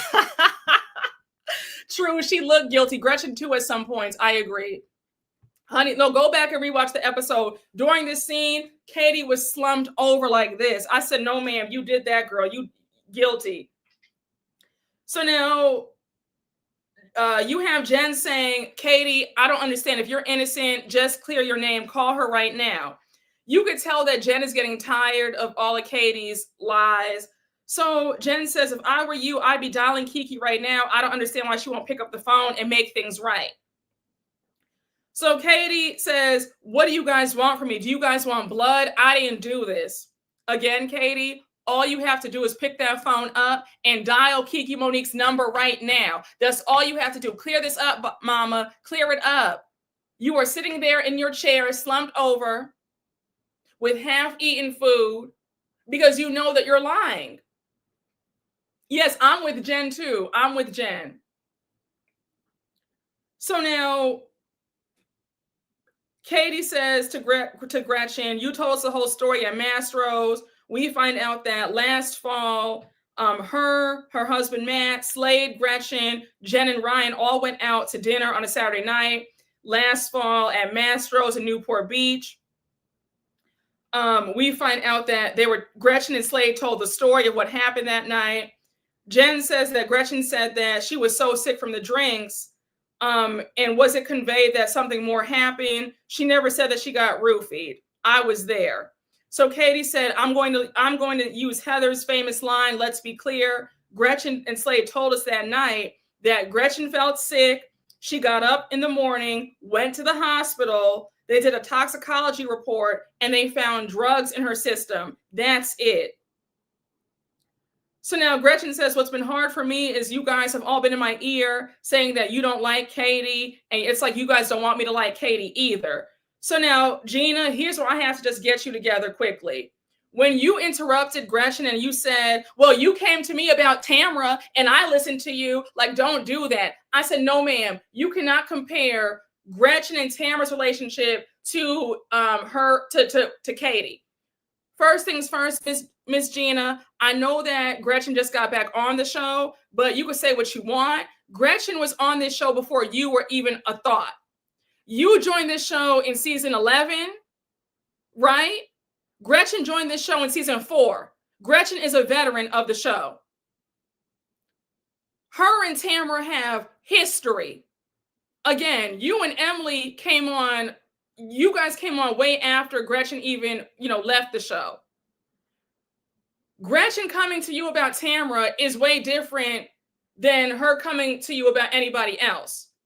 You can't compare the two things. For you to say, well, no, you came to me about Tamra, and she can do that. Because first of all, Tamra already knows that Gretchen doesn't like her. They've been having this beef for over a decade. So if she does talk to you about Tamra, she can do that because, again, there's history there. Gina, that's when you lose me because you like to play these games like we're stupid. I was so irritated with that. The discrepancies in Gretchen's story, though. Oh, we're going to talk about that. We are going to talk about that. I thought Katie said that the bloggers were her friends. Why such a struggle to call a friend? Because she's lying. That's why. Jen, Katie, and Gretchen have the worst alliance I've ever seen. They got together at the beginning of the season for nothing. Tamra's done a lot of terrible things. She has. Oh, I'm sorry, but Gina clocked Gretchen. The look on her face when Gina said, you said something to Katie, Gina caught her. Now, you're right with that. Gina did clock it because Gina knows that they're all lying. She knows that Gretchen did say this. Katie's covering up. Yes, I'll give Gina that. Gina does know that they're all lying. But I feel like Gina has no right to tell Gretchen that she can't talk about Tamra when her and Tamra have had a long-standing beef for over a decade. That was my only point. But yes, I do agree. Gina did clock that Gretchen, Katie, they're all lying and they're all covering up. The fact that we're talking about this old tired mess is so stale. I agree. I'm really upset because you guys know that I have always pumped up OC. I have always talked about what an amazing franchise they are, how the storylines are fresh. But this season, it feels like we are regressing. We should not be talking about some old drama that happened 17 years ago. And then on top of that, we've now added on a newbie who's being brought into the mess, and now a blogger. It's just this is real stale, like you just said. I mean, I feel like we're not getting any real stories this season. It's just this old mess. Yes, reaching way back for a story. I agree. You said again, Gina being in the right tells me that this season is trash. There is nothing new this season. I agree. No one has storylines. I'm not as fatigued by this plot because I started watching in season 17. Oh, okay. So that's why you're not. Okay. Oh, all right. Well, if you don't mind, I would suggest that you go back to season 9. Go back to when Shannon first started this show. And then work your way up to when Gina and Emily joined the show. And then let me know what you think watching the current season now.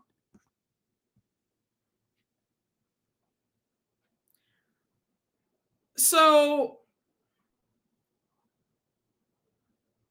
where were we with the note? Where were we? I'm like lost my spot in the notes. So Gretchen says, you defend your friend. You guys all defend Tamra, but I can't defend my friend who hasn't done anything to me. Emily jumps in and says, well, it's different because we try to make Tamra accountable, but you're just flat out defending Katie. Emily, you guys only give Tamra chance after chance because you're afraid of her. Because you guys know good and damn well that Tamra is just as wrong as everybody else.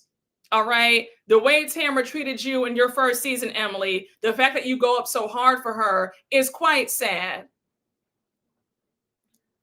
So now Gretchen says that Katie's never done anything to me, but Tamra has hurt everybody at this table. And she's right with that. Tamra has been awful to everybody. So now Gina says, well, I'm telling you what I know. I don't know what to do now. Heather says that she feels scared when it comes to Katie. So Gina says, I know that Katie says she did not do this, but I can promise you that the truth will come out. So they're obviously over the whole conversation. Gina says, well, thank you guys for coming on this trip. And now they all toast to a great trip. Now, let me just go back for a minute. It's obvious that they have all found out that Katie is lying, because I don't know if you guys have been watching them on their press runs, but Heather and Gina have all stated that this finale is actually one of the darkest finales that they've had in quite some time. And then on top of that, have you guys noticed that on the after show, everybody is paired up except for Katie? Katie is solo. So that tells me that there might be a chance that Katie does not come back after this season because they have all iced her out. Katie, girl, all I'm going to say is you really shot yourself in the foot at this dinner, because if you're telling the truth, then you should have picked up your phone and called Kiki Monique and set the record straight. If you're telling the truth, there should be no reason to just set it, to say what really happened, right? But your body language at this dinner, the refusal to call up Kiki Monique and set the story straight, just showed me that you're lying. Also, Gretchen, it's clear that you did say something. Gretchen's body language as well. And it's clear that Jen is trying to make sure that Katie keeps her mouth shut so that way Gretchen does not look bad. You can tell that Jen is playing the whole dumb blonde, I don't know what's going on, but Jen knows a lot more than she's letting on, in my opinion. I just don't understand all the lying. I agree. Katie, she's clicking, but she's clicking down. Yes.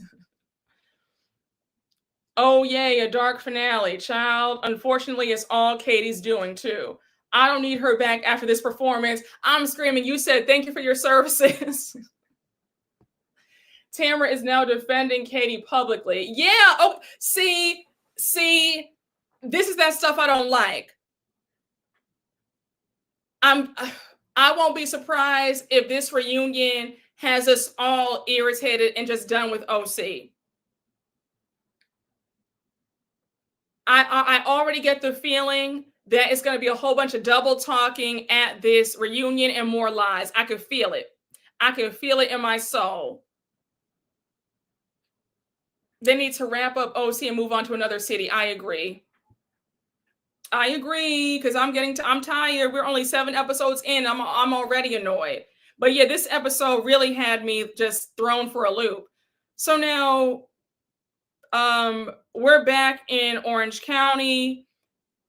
We see Tamra. I'm going to skip past this scene with Tamra at the therapist, seeing her therapist.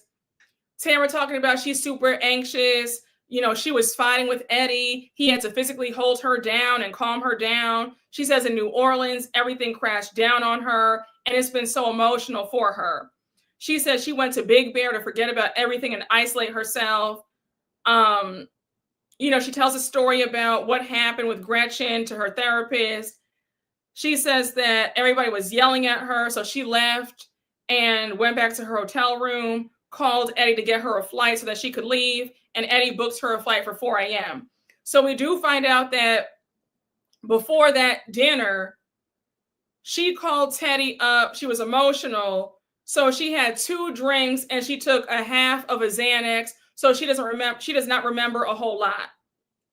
Now, Tamra, you revealing that you took a Xanax at that dinner, nobody's surprised. It definitely gave a Xanax or a perk tea. Like, it gave Valium, it gave something, okay? Like, if you've ever taken any of the above, you know that your mind is very much altered, okay? You, like, especially when you mix alcohol with medication, that is a recipe for disaster. So I could look at Tamra and I could tell that she was on something. I didn't even need her to say it. It was clear that she had some tequila or something in her glass when she went to Shannon's room, and she was already on something. Yeah, you're not supposed to mix. You are not supposed to mix Xanax, Valium, none of that. You're supposed to be alcohol free, okay? Because that is a horrible combination. And that's what I said too. Listen, I hate when folks play and they say that they took half of the pill. You didn't take half of the pill. You took the whole pill. You want me to believe that you crunched down and you just took half? No, you didn't. You did not. You didn't. You did not. We're not even going to play this. Stop it. You took the whole thing. We're not even going to play it. We're not going to play this game. You want me to believe that you sat there, you chopped it up with a knife and just took half? Stop. You took the whole thing. You took that whole Xan, and it's okay. It is okay. Because you'll be nice and calm. You sleep very well. You didn't just take half. So stop. It's hard to cut up a pill unless you have a pill cutter in your purse. Okay, let him know, Greg. Exactly. She didn't take half of anything. She took the whole thing, swallowed it whole. I just had 1 sip of wine. Exactly. Honey, and wash it down with some champagne, okay? Had a good old time. No, she's talking about she talking about she bit into it and had half. Like, stop. You did not bite and took half. You took the whole thing. You all right? You need a little Xanny every now and again, okay? Yes, honey, she was flying. Swallowed it whole, okay? She's like, okay, it was none of that. Stop. Please, we're not going to play these stupid games. Let me just be quiet, but we're not going to play this game over here. She took the whole bar. Exactly. Yes. The remnants went right down her throat. Exactly. Yes, honey. She said gulp. She sure did. Oh my goodness. You guys will not sit up here and play around today. Eyes were fighting for their life to stay open. Yeah, no, you have listen, you fall asleep immediately. If you ever took one, popped a pain pill, if you ever, needed Xanax just to calm you down on a flight, you know that you're knocked out immediately. I mean, it puts you to sleep immediately. you feel real good too. And it's some great sleep. It is some fantastic sleep. But you know good and well you're not supposed to mix alcohol with that. That is to calm yourself down and go to sleep. And she was feeling no pain with that Xan and that alcohol in her system. Okay? But she's not gonna sit up there and tell me that she only had half of a Xan. She took the whole thing. Those one eye was drooped down. She was doing this. She did not have half of a Xan. And there's nothing wrong with a Xanax every now and again. So it's no judgment. It's no judgment over here. So I don't know why she felt the need to lie and say that she only had half of a Xanax. So now you have the therapist giving her some advice. Tamra says that when she got home, nobody called her, how they don't care about her. Nobody was concerned about her mental state. She says she was hysterically crying. I said, Tamra, when have you ever cared about anybody else's mental state? Did you care about Gretchen when you and Vicky tried to set her up 17 years ago in season 4, the whole naked wasted episode?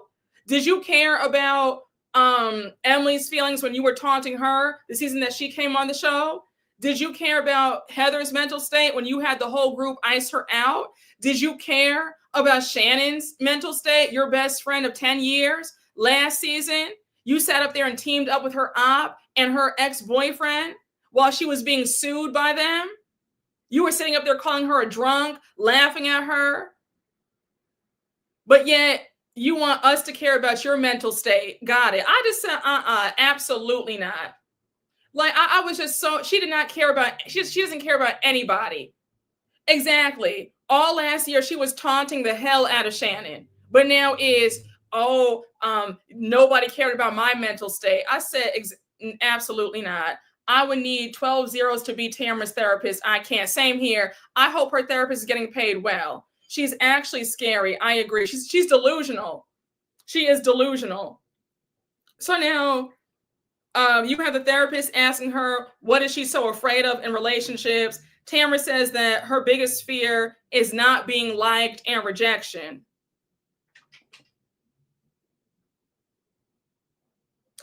I said, Tamra, who do you think you're talking to?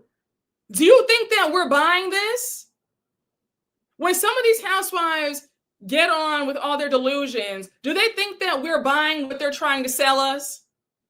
You want me to believe that you're afraid of rejection and people not liking you, but yet you've been running the whole entire group for the last almost 2 decades. Everybody kisses your ass. You make everybody's life a living hell, but yet you want me to believe that you're afraid of these women in this group. Don't you ever sit up here and lie like that. I said, I said, Tamra, don't even start. All of this for some sympathy. I said, girl, you are not getting an ounce of sympathy over here. These are all lies. I was too done. Tamra's biggest fear is getting fired again. Exactly. These therapists must be paid actors. I agree. Tamra, no, she thinks that we're stupid. She's afraid of being iced out. She doesn't feel comfortable because she's not Queen Bee. Tres amigas, dos amigas to una Zanny. So then you have Tamra saying that this fear comes from her childhood, after her dad left her mom, and then after her daughter Sydney left her. It's hard for her to get close to people, so she puts a wall up. Now, I remember the season where Tamra revealed that her dad left her mom for her mom's best friend. Let me know if I remember this correctly. That was what, season 7 or season 8? If memory serves me correctly, didn't Tamra low-key side with the dad? She kind of had a flippant attitude towards her mom. She was like, okay, mom, well, he left you for your best friend. Like, get over it. She was not sympathetic to her mom. Unless I'm mixing her up with somebody else, I could have sworn that she was more on her dad's side and not on the mom's side? Let me know. Right? Am I remembering that correctly, or am I off base? Let me know, y'all. I could have sworn that Tamra was not that sympathetic to her dad leaving her mom. Tamra was very flippant about it was like, okay, well, my dad left my mom for her best friend. Like, it is what it is. I don't care. Okay, thank you. I knew I wasn't going crazy. Thank you so much. I was like, I know I did not remember that wrong. She didn't. I felt so, her mom was crying. Like, it was really sad. Tamra was so cold to her mom. I said, girl, are you okay? She low-key blamed her mom for why the dad left for the best friend. I was like, your mom got cheated on and left. How are you feeling bad for your dad? Like, are you all right? She was a pick me then and a pick me now. Okay, yes. All right. Yep. She has a love-hate relationship with her mother. Yes. Tamra hates women, so it sounds accurate. She's a patriarchal woman through and through. Yes. She weren't Simon and Eddie friends when Tamra met Eddie. That was the word on the street. Yes, 1 minute it's all about her so-called besties, Teddy's illness. Next minute it's about her fear of rejection. Exactly. Tamra is the sky is green type of person, always playing in somebody's face. Yes. The real therapy should be around how she treats women like crap because she blames her mom from childhood. Yes, very true. I see why her husband Simon left her. She's crazy. Kelly Dodd is the only one who stood up to Tamra. Yes. Tamra only cares about fame and this show. And I think that it's nasty work for her to blame her daughter too, to bring up Sydney leaving her. I thought that was really wicked. That was disgusting. No accountability whatsoever. So now she says that she doesn't feel good enough in this friend group. I said, okay, Tamra, we're not doing this. But she feels like she has no idea where her place is in this friend group. Again, Tamra, I don't have any sympathy for you. I don't care. Honestly, I wouldn't be upset if they fire you because you're bringing nothing but confusion, chaos, and just being evil for no reason. For you to sit up here and play like you are a victim to circumstances that you've created is beyond me. There is never any ownership. Tamra is a master gaslighter. And the fact that she's going to sit up here in front of this therapist and lie like this is shameful. When she brought up her daughter, I was so confused. Same here. So now I really want to talk about this Emily scene with her at home. She's in the kitchen. We see her twin boys. Shane's in the kitchen as well. Shane is dropping the boys off at a friend's house, right?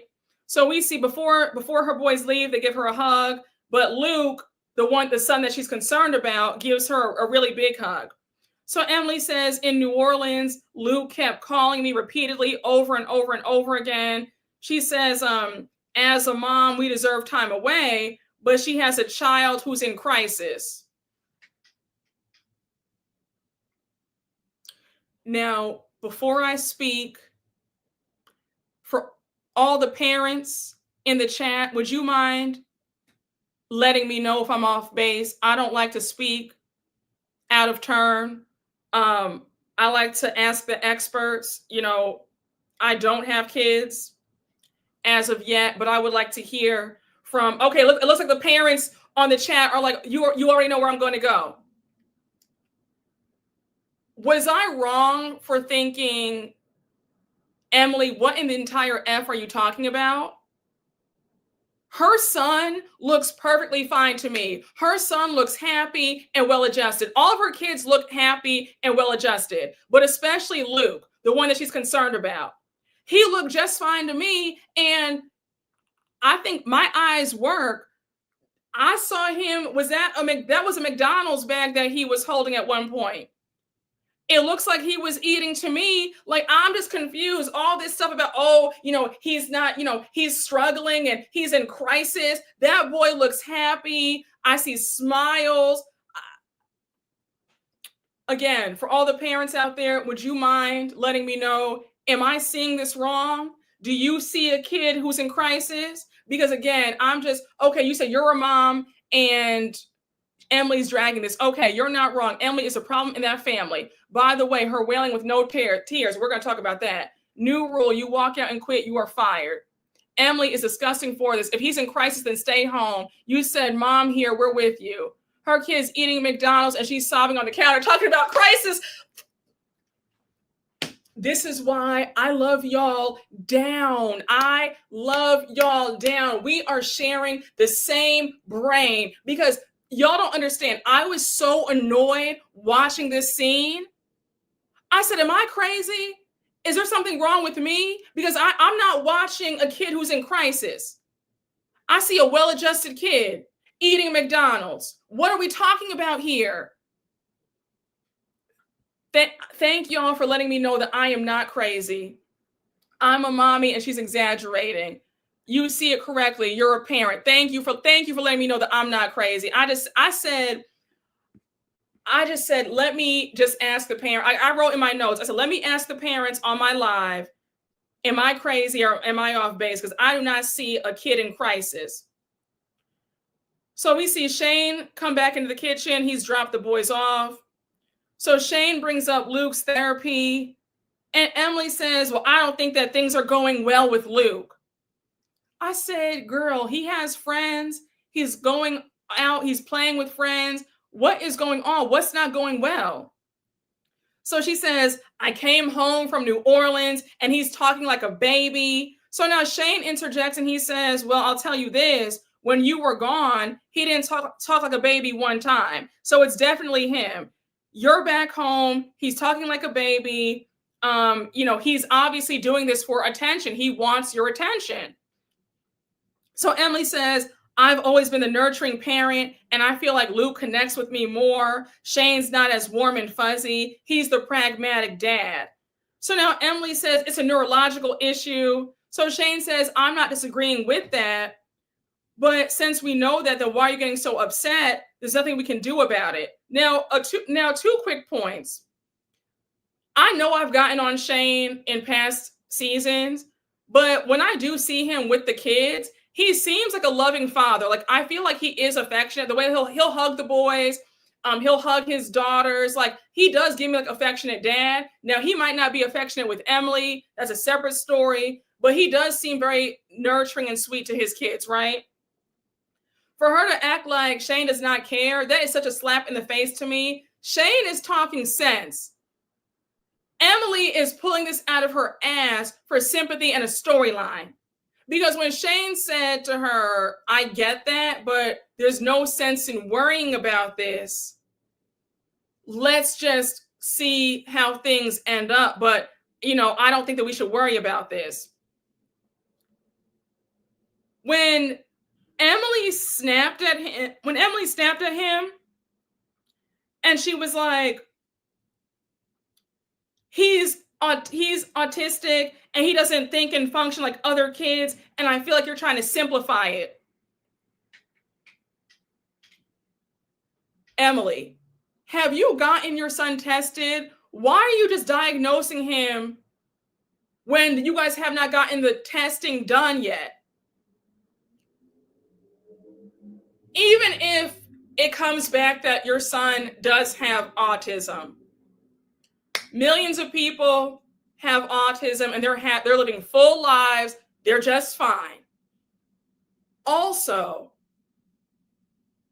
why are we putting a 10-year-old boy's diagnosis on display like this? This should not be on a public platform. Unless he said to you, Mommy, feel free to share this, which I doubt that he's done, you should not be talking about this. Emily, I'm sorry, but you look pathetic to make this your storyline, the storyline of your 10-year-old son. And you're over here diagnosing him when nobody's diagnosed him yet. Nobody has said anything about autism. You keep saying it. And even if he does have it, who cares? He'll still have a great life. But you're making things harder for your son because now he has to go to school hearing kids talk about how his mom is sitting up here weeping and telling all of his business. It's not right. And I get defensive because it's one thing for you to sign up for the show, but don't include your kids in this. That's not fair to them. He's still a minor. Exactly. It feels extreme. I feel bad even talking about this. This storyline is going to backfire so bad on her. It's sickening on TV. He'll have to see this when he's older. What a weirdo. She is. She uses her kids as a storyline. She's nothing to bring, period. Emily should be ashamed of herself. I agree.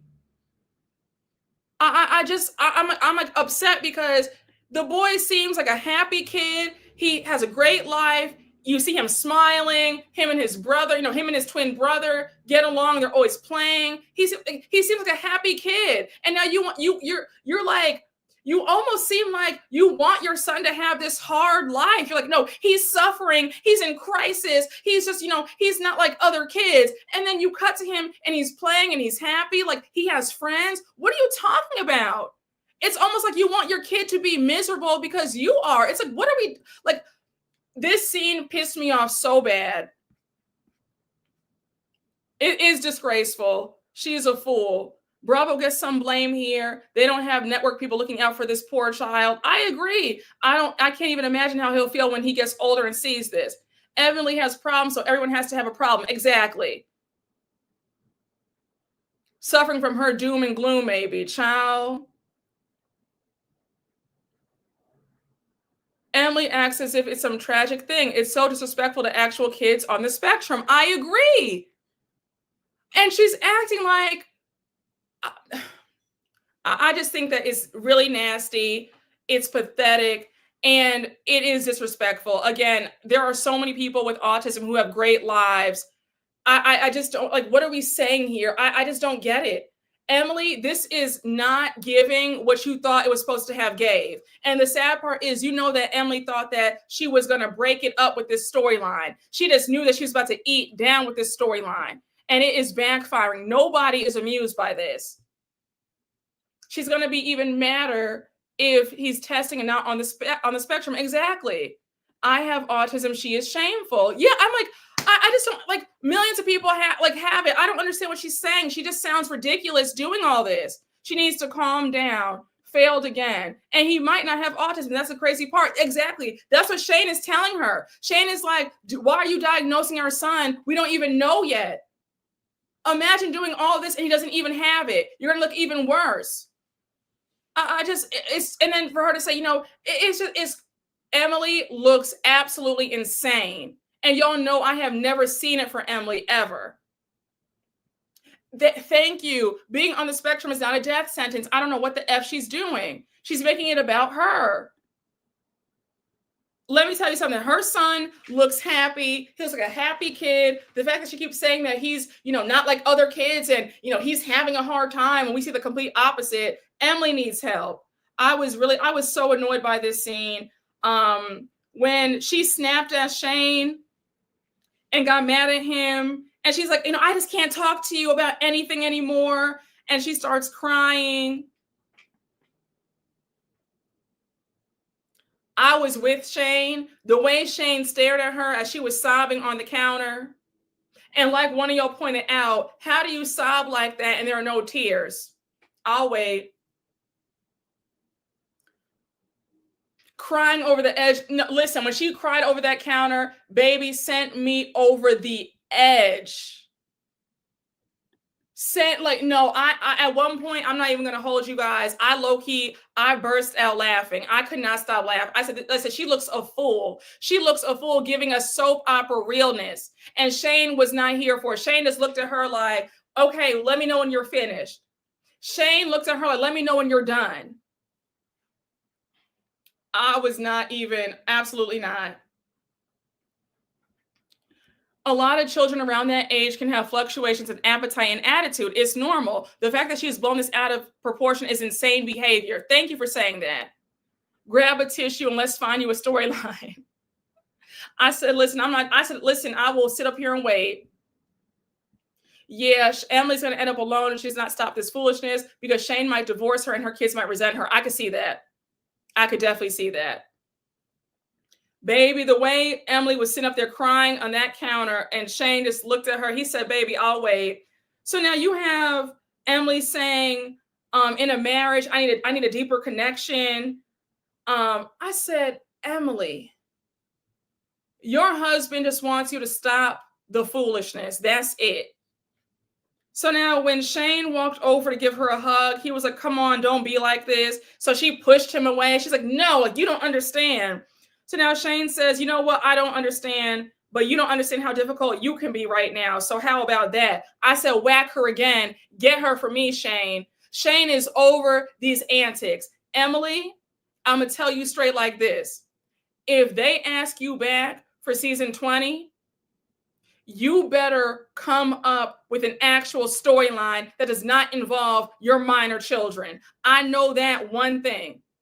You better work up something because this ain't it. And Shane told you right. This makes no sense and you're doing too much because, girl, what are we talking about here? Why are we crying? Why are we bent over sobbing on the counter? For what? Why are you diagnosing our son when we've yet to get a diagnosis?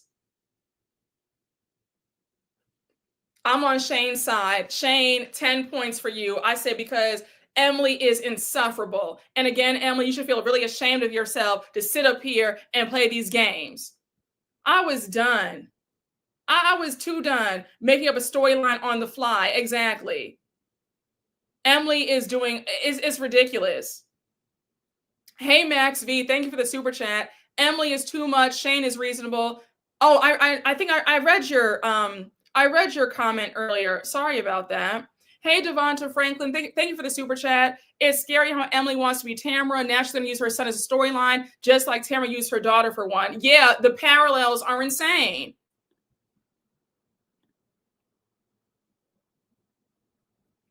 Shout out to the little man for sure. What are the ratings looking like? Because I see no one talking about this show on TikTok or Bluesky. The ratings for OC have dropped. OC used to get really good ratings, but the ratings have dropped. They're like getting like Miami numbers. It's giving 300,000. They're not getting their 600, 700,000 like they used to.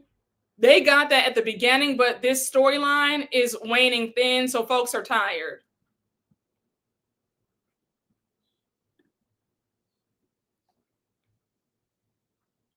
Yeah, the ratings have gone down. The last time I checked, this last episode was 546. Oh, okay, so it went up a little bit. I saw that the episode before that was like, no, 2 episodes ago was like 363. You said I see 500K. Oh, okay. So it's still solid. Not as good as it used to be, but it's solid. A season about bloggers is unappealing. I agree with that. This season has been a drag. My mom doesn't even watch it anymore. She's been watching since season 1. All the Housewives shows are losing me a little, or just all the Bravo shows in general, I guess. I mean, I understand. I think that Salt Lake City is the only one that still has a lot of juice left. SLC is still authentic with real storylines. I hope the rest of the season improves. Same here. Yes, not terrible ratings, but too low for the OG franchise. I agree.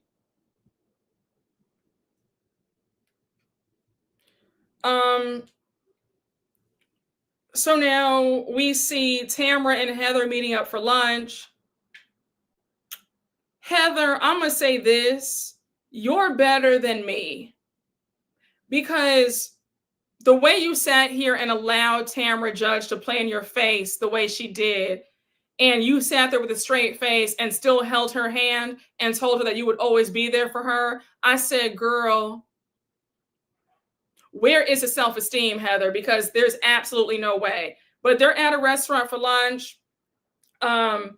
Heather says, girl, what happened that night? So Tamra says, I talked to Gretchen. I thought that, I was believing what she was saying. Her playing dumb really pissed me off. I asked her, did you tell Katie at any time that you had to go to the hospital? And now we see the flashback of Gretchen in the car with Tamra and Shannon when they were in New Orleans. And Gretchen does say that the next day she went to the hospital because she was so sick. So Gretchen, we have you on camera saying that you did go to the hospital the next day. So why are we hearing you say otherwise that you didn't? So Gretchen, it looks like you've been caught in a lie too. Because we heard you say just now, the production rolled those cameras back and we saw you say in that car to Tamra and Shannon that you did go to the hospital because you were sick the very next day. So which one is it? And Gretchen, I really hate to be made a fool of because the way I've been going so hard for you and your return, but now I'm like another letdown, another disappointment because girl, you're a liar too. The whole time it was Gretchen, exactly. Well played, but not well enough. This episode was crazy. It was crazy. Gretchen really confused me because she's saying one thing but saying another. If this is how it's going to be, I don't need her back next year. I agree with that. Gretchen forgot she was mic'd. I don't believe any of these women. Heather has no backbone this season. I was annoyed too, Brooke. Yeah, I was beyond annoyed. Maybe she means that she never told Katie about it. I think she went to that hospital and now she wants to backpedal because she's been caught. The whole show is rubbish. Oh, Gretchen, shaking my head. How you got Tamra making you look like a liar? I know. Very disappointing. Lying through those new veneers, child. Throw everyone away at that point. I agree. What does it matter if she went to the hospital? It doesn't matter that she went to the hospital. It matters that she lied about saying that. Because remember, she said, oh my gosh, I never said that. I never went to the hospital. And now it's, well, yes, I did go to the hospital. That's the issue. The issue is that she's lying. It's not the issue is not that she went to the hospital. It's that she's lying about it. She puppeteered the whole thing. They have nothing to give. That's why they either go really low or make a mountain out of a molehill. Very true. So now you said that her teeth look like the toddler and Tiara's teeth. What are those called? Like flippers? Yes, Gretchen does. The teeth do give me that a little bit. Yes. Whoever did her veneers gave her that toddler and Tiara's look. I think she underestimated how big of a mouth Katie has. Very true. Tamra says the problem with Gretchen is that she can't believe her own lies because she lies so much. I said, well, Gretchen might tell a lie, but you're also a liar as well, ma'am, so not too much. So now Tamra reveals that the night of the dinner, she took half of a Xanax. Heather is not moved by that because it was clear that she was on something. So now you have Tamra saying, I feel like I'm on an island all by myself. Heather was pissed. She says, well, what the F am I? I've had your back. I was worried about you. You have Tamra saying, you didn't call me. So Heather says, excuse me, I did call you. I spoke to you that night. I FaceTimed you, and then you hung up on me. You hang up on me, you don't ever have to worry about me talking to you ever again. Again, Heather, you're better than me because there's no way that I would even be sitting down at lunch with Tamra after she cursed me out, told me to get away from her, and then hung up in my face when I called her to check on her. No, ma'am. Absolutely not. So now you have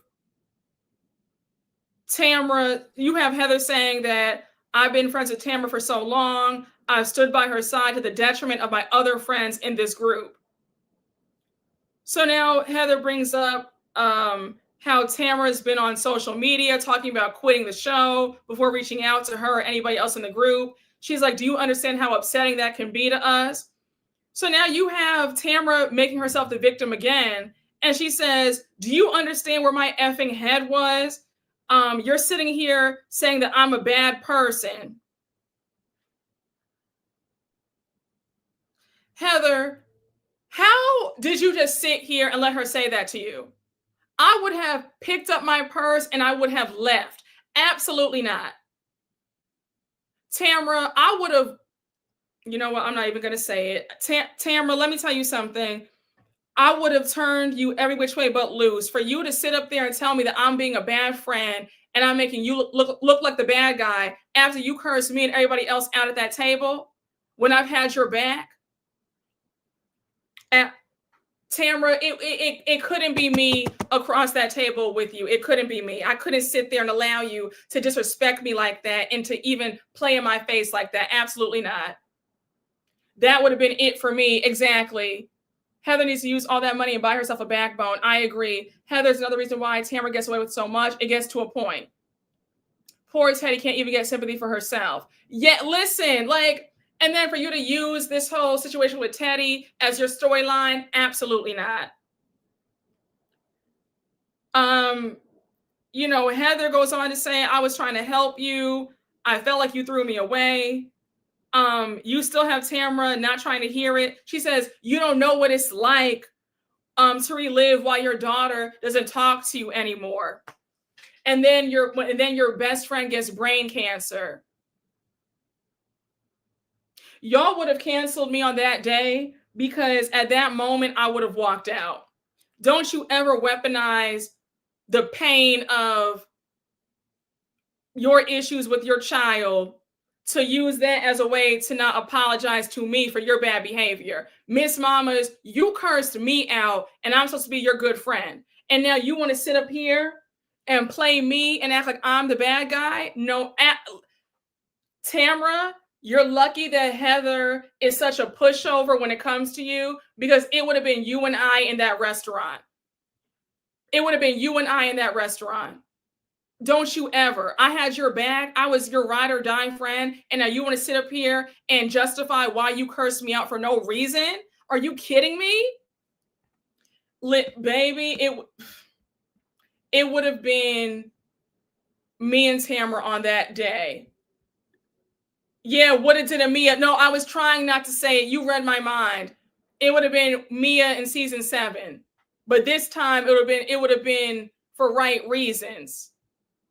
Hey, Adam Boggs McDonald, thank you for the super chat. Hi, Brooke, just getting on here. It's a sad day when everyone is lying this season for a check. I agree. Katie's lying, but they all are. The gang up is crazy. I agree. Child, you know she would have ran out. She knows day in and day out why her daughter does not speak to her. Exactly. What happened to this is low-based BS Heather? I don't know where the old Heather has gone, but this new kiss-ass Heather is pathetic. Kyle is Teddy's actual best friend. Tamra is just her coworker. Exactly. I would have been saying, don't weaponize Teddy's illness, and 2, you're the reason why your daughter doesn't talk to you. Where's Julia and Monique? Okay. Listen, Tamra would not have been sitting up there playing with me today in that restaurant. It wouldn't have happened. So now, Heather, I just lost all respect. Seeing you grab Tamra's hand and hold it, telling her I'll always be there for you. You can always call me and text me whenever you just want to vent. I said, Heather, you don't feel embarrassed? You're telling Tamra that she can talk to you any which way she wants to, and there are no consequences. You are giving Tamra carte blanche to treat you like you know what. For you to sit up there and now and acquiesce and say, oh yeah, Tamra, it's okay. I understand what you're going through. You're going through a lot right now. You can always call me up. Are you insane? I said, all right. I don't know what's wrong with Heather. I don't know what's going on with Heather this season. Heather is giving that Tamra has some dirt on you, because I'm not understanding this.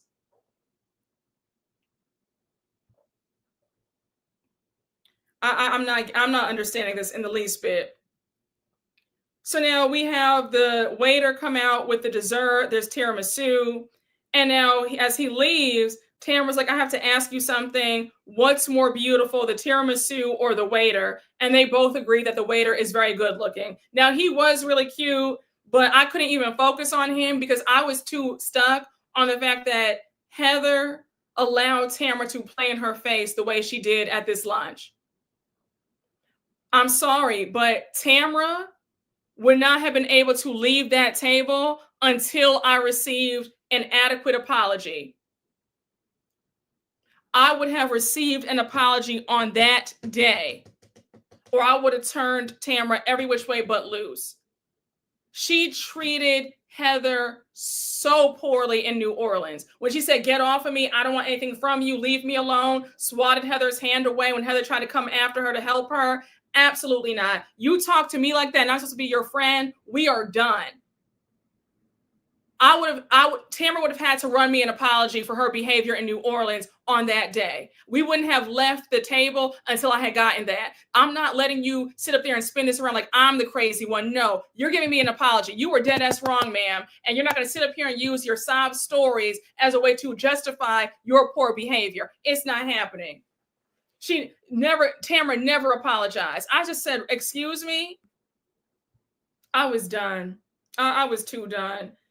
So now we get to the last two scenes of the episode, right? We see two parallel scenes. We see Gretchen, Emily, and Jen having a girls' night at the bar. And then we see Katie and her husband, Matt, at home. Now, let me know, we've talked about this before, right? Remember how the whole thing with Emily's kids allegedly saying that they were talking badly about Heather. And we've joked about how when we were younger, we would hear our parents gossiping about, people, right? We would sneak and listen.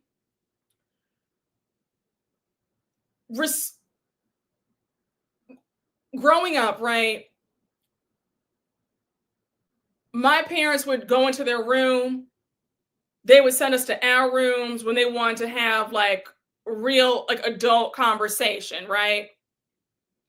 And if we did hear it, it was because we snuck down the stairs to eavesdrop. To all the parents out there, let me know if I'm off base with this. Does anybody think that it's a bit strange that Katie and Matt always have their 8-year-old son in the mix when they're having these very grown-up conversations? Why is he coloring in his coloring book? And you guys are sitting up here talking about somebody getting drugged and roofied. And you're like, and it's clear that the son hears a lot because he's always repeating the gossip. You know what I'm saying?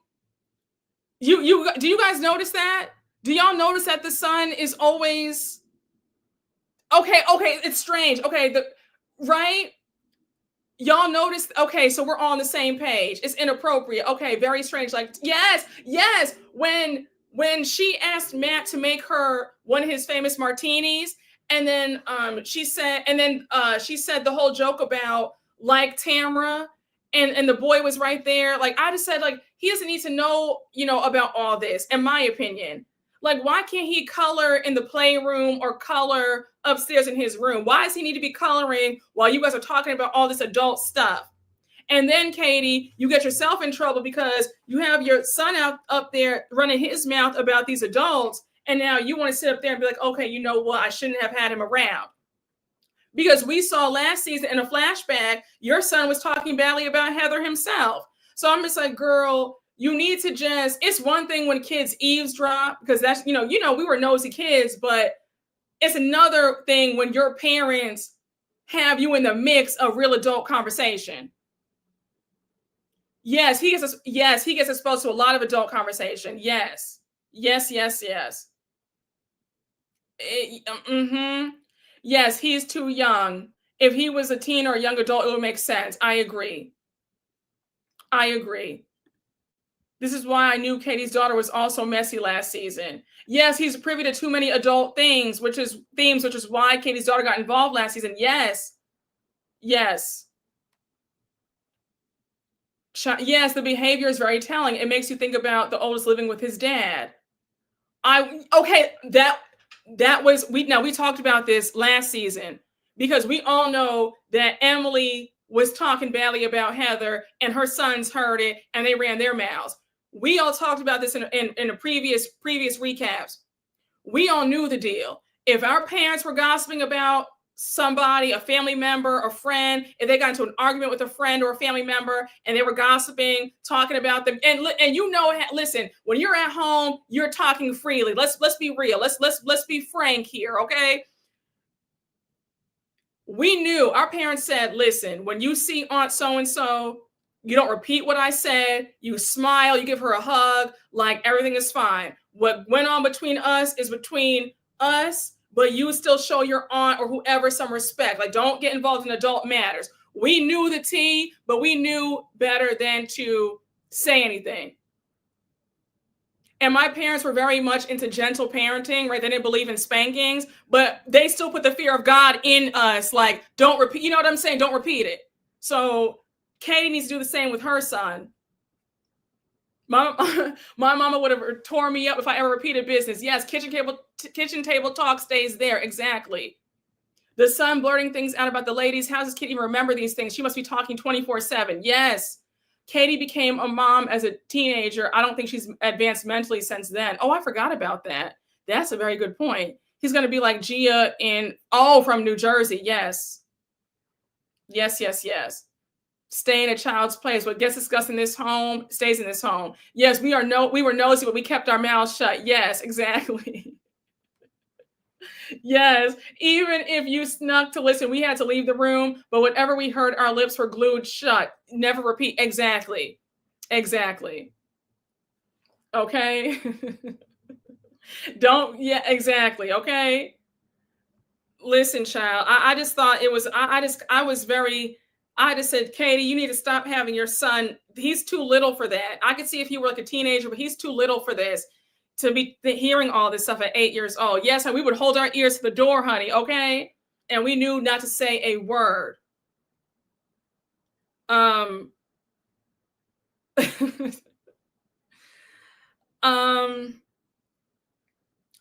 so now we see Katie and her husband sit down on the couch, and she's telling him the whole mess. She says, in New Orleans, I felt like I was thrown under the bus, and Gretchen had the opportunity to tell the truth and for the truth to come out. That night, she was sure that Tamra drugged her the night of Naked Wasted. It was clear as day what she said. So then she says, Jen was backing Gretchen, trying to protect her, and that tells me everything that I needed to know. So now Katie says, they were all telling me that I need to call Kiki Monique up right now. So now Matt says, I don't know why you would even need to call Kiki Monique. This isn't your story. Well, Matt, when your wife inserts herself in other people's business, then it is now her story. So don't do that. If Katie ran her mouth and told Kiki Monique or whoever else, it's now her story. It is now her problem. So once again, it was clear as day that Matt was lying for his wife. I said, well, Matt, he's standing 10 toes down for his woman, I guess, like a good husband would, right?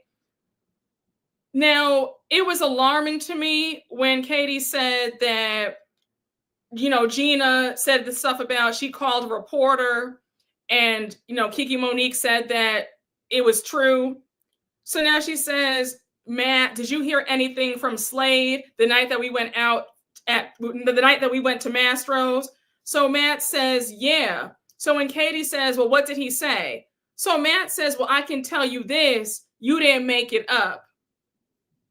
The fact that he said, well, I can tell you this, that shows right there that they're both lying. I said, well, what kind of answer is that, Matt? I just said, this is craziness. And the fact that we are bringing up old mess, now we have bloggers involved. Like, what's really going on? And still, Katie, I really hope that your son went up to his room and wasn't listening to all this stuff going on, because a kid should not be hearing that. Katie's also trying to produce. Yes. Matt definitely answered the question crazy. He did. Katie's really out of her depth in this lie-off. I agree. Matt looks hypnotized all the time. Katie got him under control. It's one thing supporting your wife, but he seems like an enabler. Matt and Katie are idiots that should not have been discussed on camera. That's a lie, but hey, at least he's on his wife's side.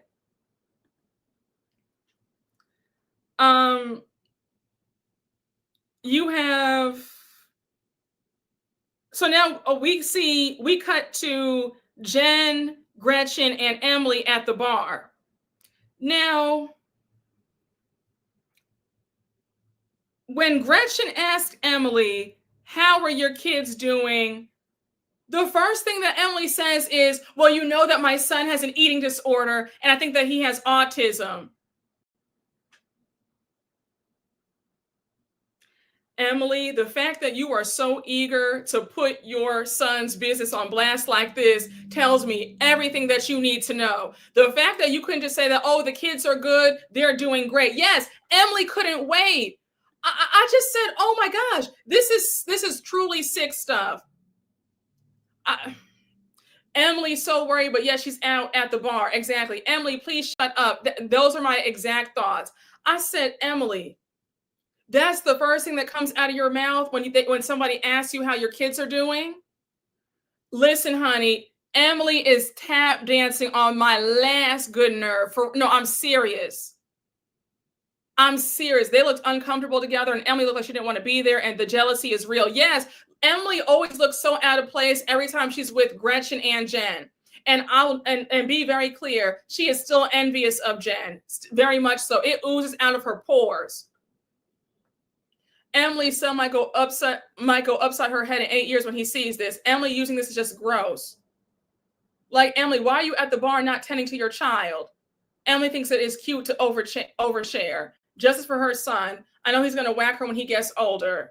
Let me tell you something. Those hugs are going to start reducing soon. Oh, absolutely. Child, I felt like, listen, when I tell you I have nothing left for Emily. The line is drawn at children. I agree. She wants to be the cool girl. Yes, it's ridiculous. The way Emily spews her son's business is so recklessly is crazy. One thing about it, right? Now, I don't know how it's like in your family. In our family, my immediate family, my mom, dad, my brother and sister, right? One thing about it, we are a united front. When we go out in public, somebody asks how they're doing, everything is perfect, never been better. Now, thankfully, that is the case. Right now, God is good. But let's say that if there ever is a time where, things are, not going that great or whatever, you will never catch me, my mom, my sister, or my brother. And when my dad was alive, the same thing with him. But you would never catch us putting each other's business out on Front Street. And we'll even call each other now and be like, hey, do you want me to share this? Even if it's good news, it's like, do you want me to share this? Do you want to tell it? Like, we are very much like, we are all each other's vaults. Like, we protect each other. You will never catch me saying anything bad about, never. Like, we got each other's backs. Okay. We don't play that. We don't play those games. We don't play those games. And if there were ever, like, I could not imagine my mom ever doing anything like that. Like, ever. What Emily's doing is just so shameful. I just really can't get over it. No, my family is the same here. The children's business, family business is not everybody's business. Exactly. Emily is thirsty, to quote Nene. The thirst is real. Exactly. Yes. Exactly. God bless. These are not Black households with some of this mess. We don't play a lot of this. Well, listen now. You guys, you have some Black households where people will sit up there and air their business out. I've met fellow Black folks who will air out people that, they have loose lips. You meet them, they're telling you about how their brother filed for bankruptcy. The mom is with some no good man. So listen, I understand the majority of us, we don't do this, but some of our Black folk have big mouths too, and they'll air out the family business too now for attention. So, we can't act like some of us do. Listen, I'm just keeping it real. I've come across other Black folks who will tell their family business for some attention. They will tell it all. Oh, you said your family was Gossip City. Listen, honey, Emily will throw anybody under the bus for a storyline. Okay? Right? Now, I don't tell my family nothing. Emily's just gross, putting food in her purse, and now the autism. Yeah, you said my uncle can't hold water, so we don't tell him anything. Yeah, okay. We all have family members who can't hold anything, and especially if it's bad news, they'll tell everybody. So yeah, we can't act like all of us are on code, because a lot of us will tell their business for some attention. Just saying. I'm Italian in my house. Everything is a secret. We don't air out anything. I know that's right. You know what I'm saying? You said, I don't know, I'm black and got an aunt that rivals TMZ. Okay? Listen, especially at the family gathering with alcohol. Oh, let's not sit up here and play these games like black folks don't tell their business too, because they will. Listen, some of our folks will air it out for a henny colada and a chicken wing. So don't.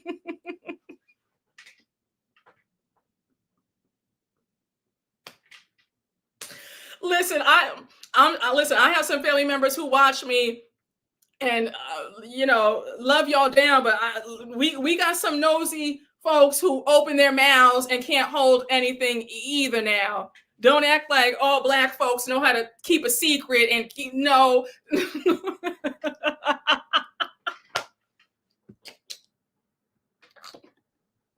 You said that brown make you say it loud, okay?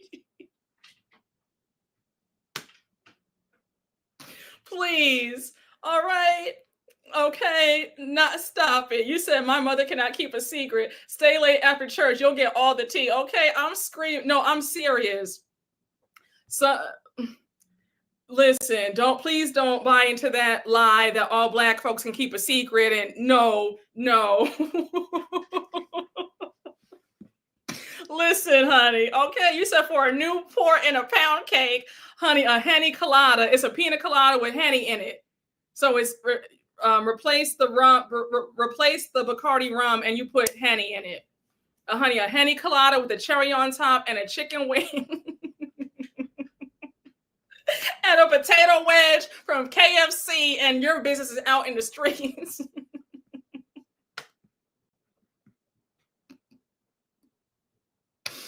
Oh my gosh. You know what? Let me stop it.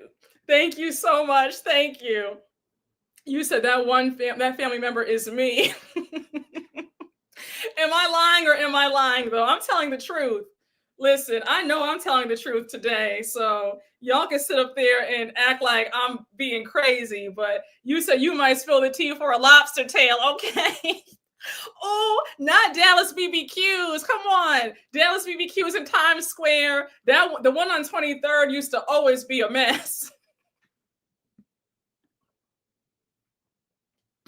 Oh, goodness. Listen, y'all. If this had been on a black franchise, everybody and their mama would have known about Gretchen going to the hospital. They would have told the news the next day over a 2-piece and a biscuit. Okay, so please. Oh my goodness. All right, let me stop. So anyhow, where were we? How do we even get to this about black folks telling their business?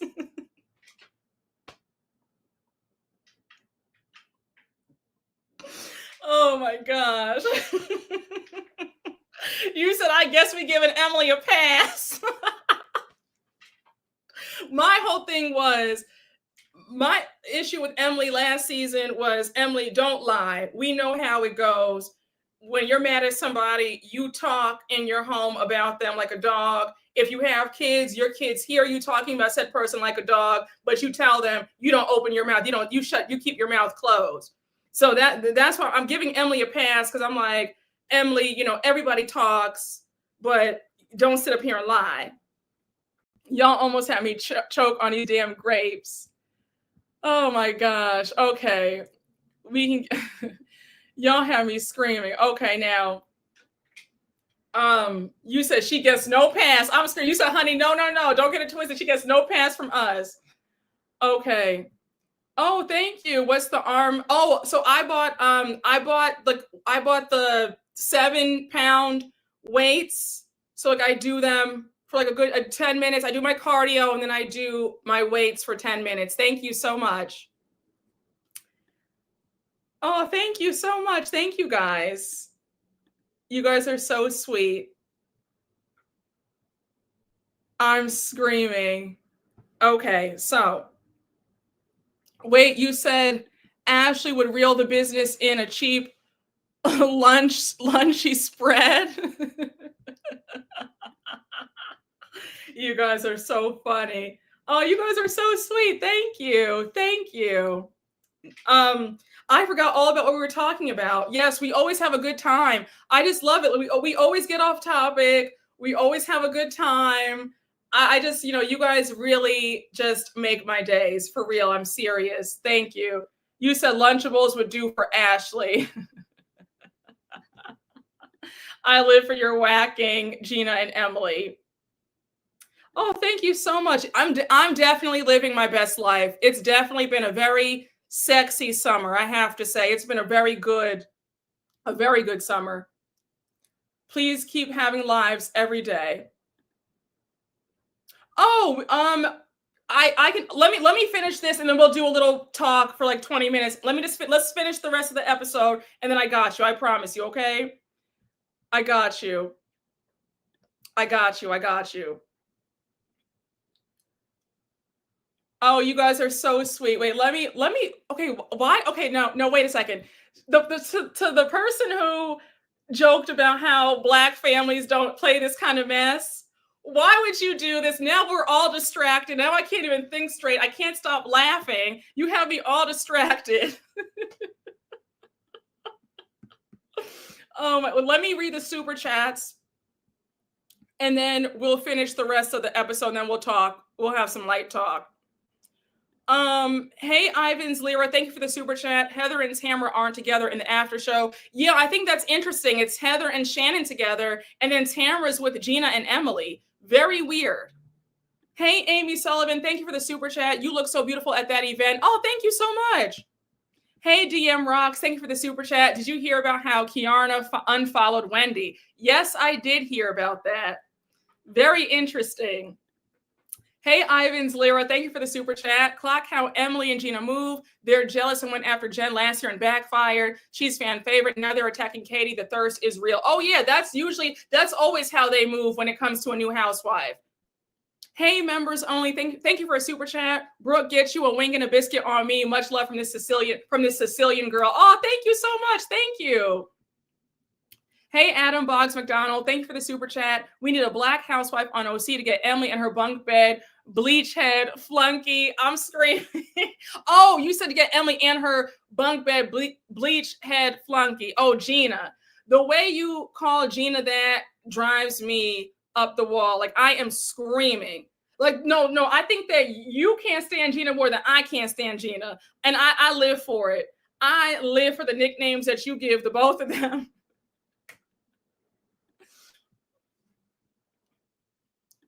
My family is Caribbean. The way they nilly-willy start spilling your business, I don't share anything. I would, everything else gets kept in my vault. I know that's right. I can't stand either one of them. Why do they always have to share a bed? It's weird. They're trying to copy Ramona and Sonia from New York because they used to always do that when they would go on vacations. Those are two copycats. That's all that is.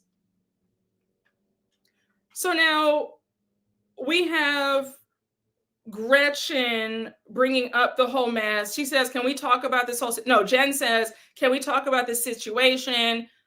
Because Emily, I told Katie, I'm going to support you, but what the F is going on? So Gretchen says, when I got home from New Orleans, I had time to decompress and think about all of it. And I asked myself, am I being naive?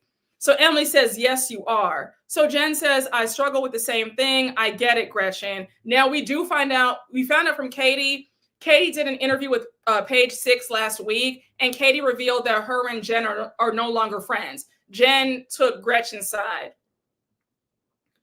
So Gretchen says, originally, Katie told me that she had no issue calling up Kiki Monique, getting it cleared up. But then all of a sudden in the car, she switched up and said, if I call Kiki, she's just going to lie. Gretchen says, I'm stressed out. I feel uneasy about this.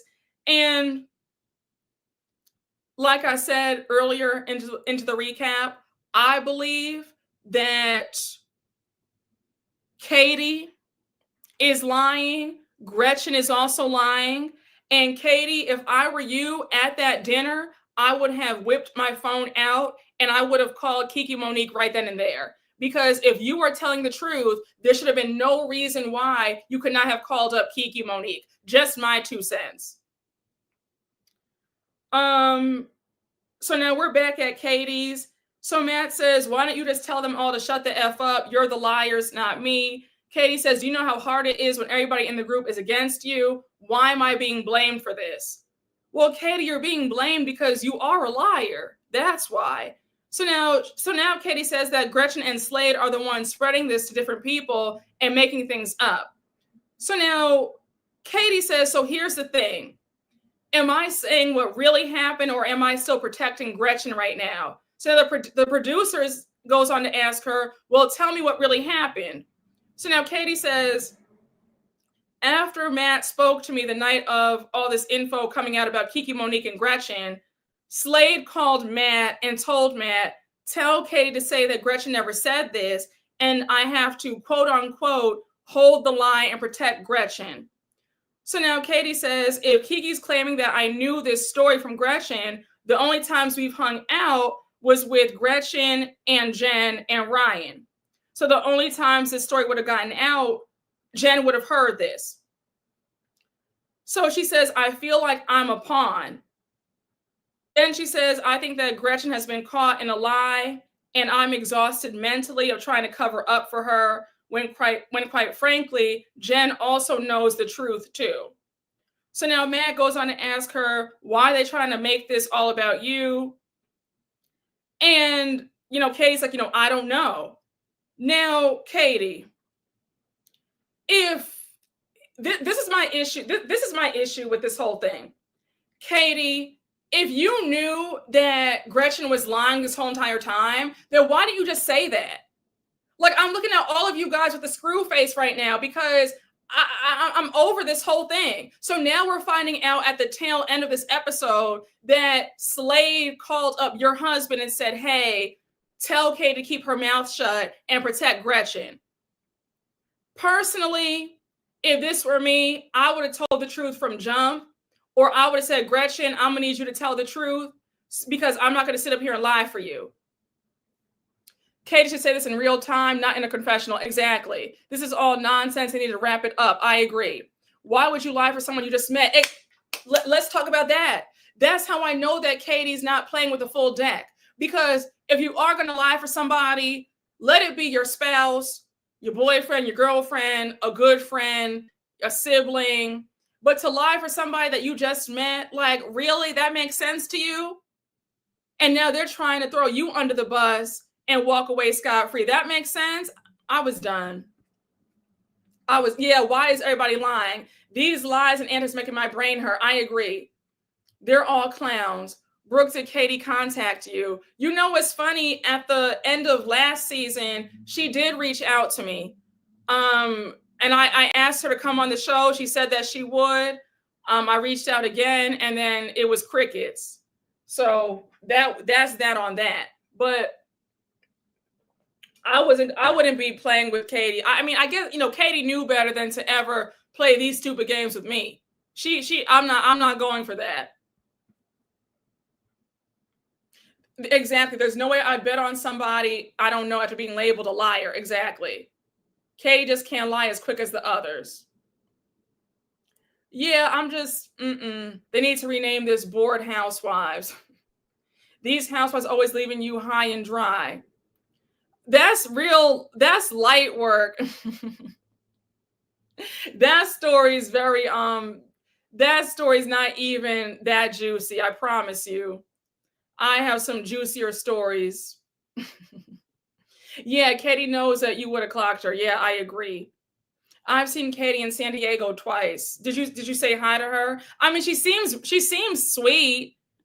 She seems lovely, but I think that she's yeah, Brooke, she just lie on you, and I wouldn't be going for it. She would be on this season talking about her good friend Brooke Ashley. She sure would. So now we close out the episode with Jen, Gretchen, and Emily back at the bar. Gretchen says that I feel like I'm going to have to reach out to Katie because something is weird here. Jen says, let's play devil's advocate. Even if Gretchen did say this, why would Katie go and even repeat this to a blogger?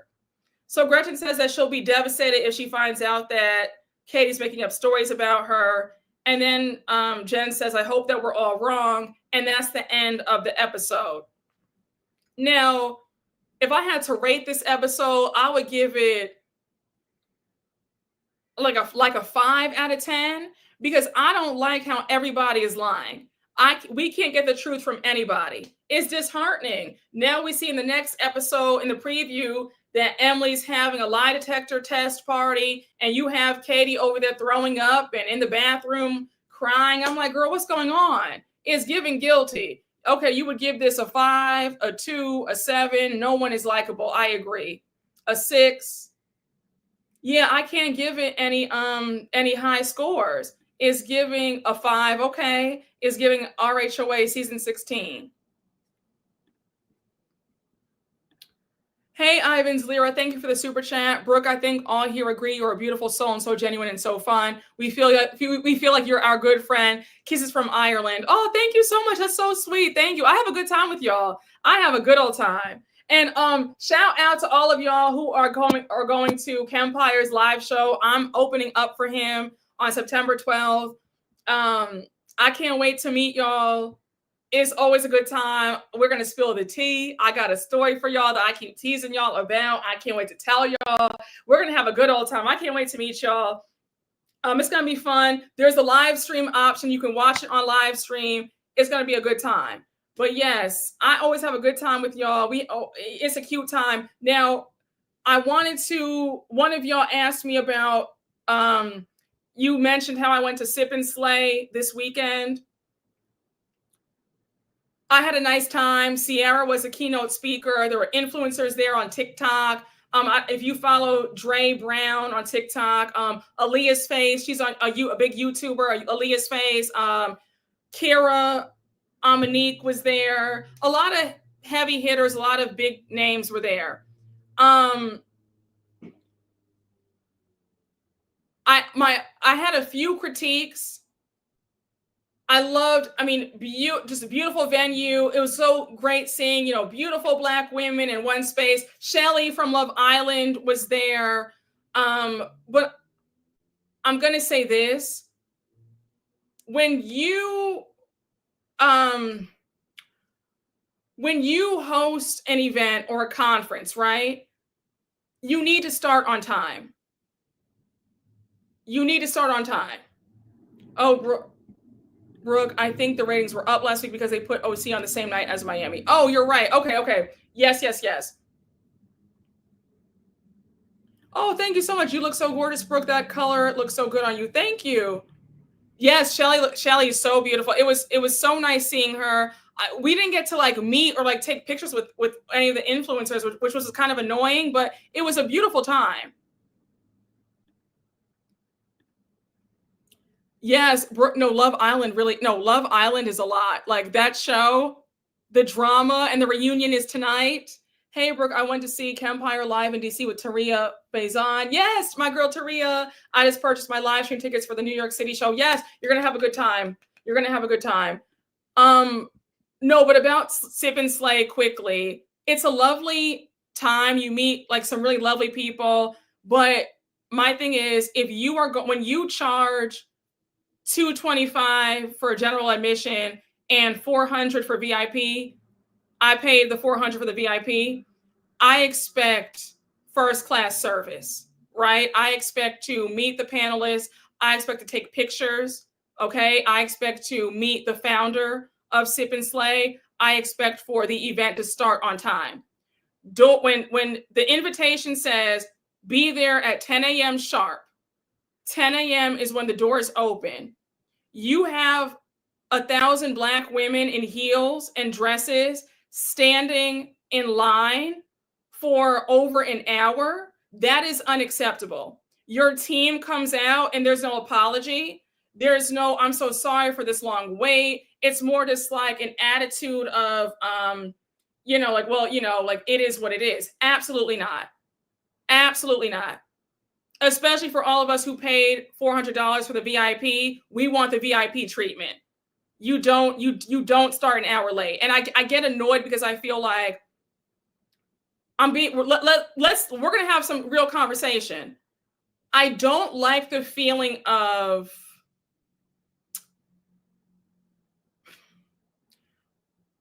lateness or you don't give your best because you get what I'm saying? Because I feel like if you were hosting a conference that was for mostly white women, it would start immediately. You know what I'm saying? You get what I'm saying? You wouldn't, I feel like for our Black owned events, we need to give our Black people the same first class treatment. You don't say 10 a.m. and we get in at 11:10. That's unacceptable. I'm standing in 5-inch Louboutins. That's unacceptable. And then to be met with attitude, so that you don't, so that stuff like that has me saying, I don't know about attending next year. And then when you sell it like you're going to meet, the VIP experience, you get to meet the panelists and, the celebrities, and you don't meet them, that's also an issue for me. The VIP lounge is too packed. You can barely get in. It's stuff like, it's some stuff like that and I'm not trying to tear anybody down, but I want us to do better. Because one thing about it, for BravoCon, you get your money's worth, right? You meet the housewives. You get what I'm saying? Even the folks who pay for general admission, they meet people. So it's just like, when we want to charge top dollar, we need to give a top-notch experience. The food, we're getting, it's a cold burrito bowl. You're giving, the options were cold shrimp and cold rice, and then it was cold steak and cold noodles. This is an event for content creators to network. Why did you not pay for the Wi-Fi in the space? Why do we not have service? We're supposed to be, we want to post all throughout the day. This is an all day event. Yeah. So it's stuff like that has me on the fence about going next year. You get what I'm saying? Just saying. I just feel like, the VIP gift bags were very nice. Were very nice, great products in there. I would say that my gift bag, if I had to tally up everything, it was definitely a good $600 worth of products. So I'll give them that. They did a great job with the gift bags. But food, being on time, the pace of the panels, it could have been a lot better. The whole VIP experience was not a VIP experience for me. Yeah. Yes. No. Let's have a conversation. Let's have a conversation.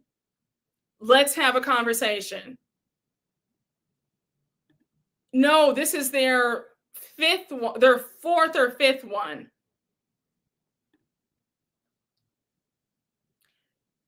And then I'll say this. Obviously, you have to go to see what it's about.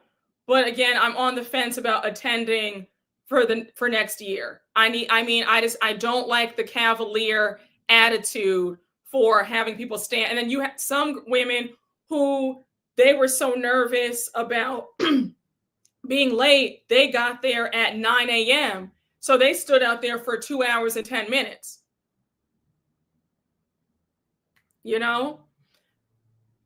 I think that they need to work. There's some stuff there's a lot of stuff that they need to work on. I think that if you position this as a networking and you get to meet people, then let it be that and start on time. Give us a real first class experience. I think that for VIP, there should be no question that you meet every single one of the panelists, because at BravoCon, when you pay for the VIP experience, you get the VIP experience, right? You meet everybody that you want to meet. The VIP lounge is spacious. There's seating. You have the drinks. It's a good time.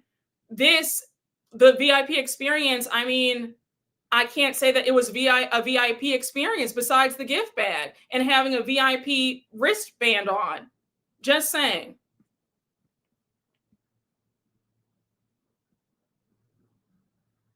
Yeah. 4 or 5, you should have it more together. Yes. I can't stand a poorly planned event, especially when you're anticipating a huge crowd. It's true. They need to improve. Yeah, they do. Did they send out a survey? I mean, I haven't gotten one yet. You should do your own event at the yeah, I mean, if I always say, the day I do, I will make sure that it is top notch and everybody will get to meet me and we'll talk. You know what I'm saying? I just feel like it's not right to charge top dollar and you don't give a first class experience. And I think that when people pay top dollar, they should get to meet the founder of the organization, right? I feel like, I mean, think about it. Even for the live shows, I make sure that I meet every single one of y'all after the live shows. Like, I talk to everybody. I always have a good time meeting you all. I just couldn't imagine hosting a panel or an event and taking your money and not meeting you. I think that they're like that, right? Like, stuff like that I don't like. I just think that do it right or don't do it at all. I don't know. I just feel like I just couldn't do that, and if I'm very punctual. So if I say that something's starting at this time, it's starting at this time. I couldn't imagine, saying, okay, well, I charged you $500 for VIP. You don't meet me. I start 2 hours late. And I was like, okay, like whatever, like that's, you don't do that to people. You don't do that. Y'all paid top dollar for ghetto festivities, child. Why was that VIP section so packed? Do they not take into account that their event space? Do they not take into account their event space properly? I mean, the event space was nice. They had it at the Glass House in the city, but the area where they had the VIP lounge, it wasn't large enough, in my opinion. And then you had the VIP section so packed because people were hoping to meet the influencers and the celebrities that were there. So but then they weren't even there. I mean, literally. And let me know if I'm wrong, but I feel like that's another reason why people don't like these conferences, because they feel like it's a money grab. And then people also feel like the panelists are just there on stage and then they leave. Personally, if I should ever be invited on a panel, I would like to meet everybody who came out to see me. You know what I'm saying? Like, I couldn't imagine collecting a check and then saying, okay, bye. No, I would like to meet you and look at you in the eye and shake your hand and give you a hug and talk for a few seconds. You know what I'm saying? I don't know. Yes, at least say the doors are open at that time. Not that you had to be there exactly at that time. Exactly. And I have the email, for the invitation. I have the email. That when you get your ticket, you get the receipt, get your email, and it says, please be there at 10 a.m. sharp. Doors open at 10 a.m. sharp. Be there. Do not be late. It's going to start immediately. So to have that happen, and mind you, you guys know me. I'm punctual. So I got there at 9:30 because I said, okay, I'm giving myself some time, get there 30 minutes in advance. So mind you, I was waiting out there from 9:30 to 11:10. So I just feel like you said Britt is running that event. Listen, the concept is nice, but I just need for there to be,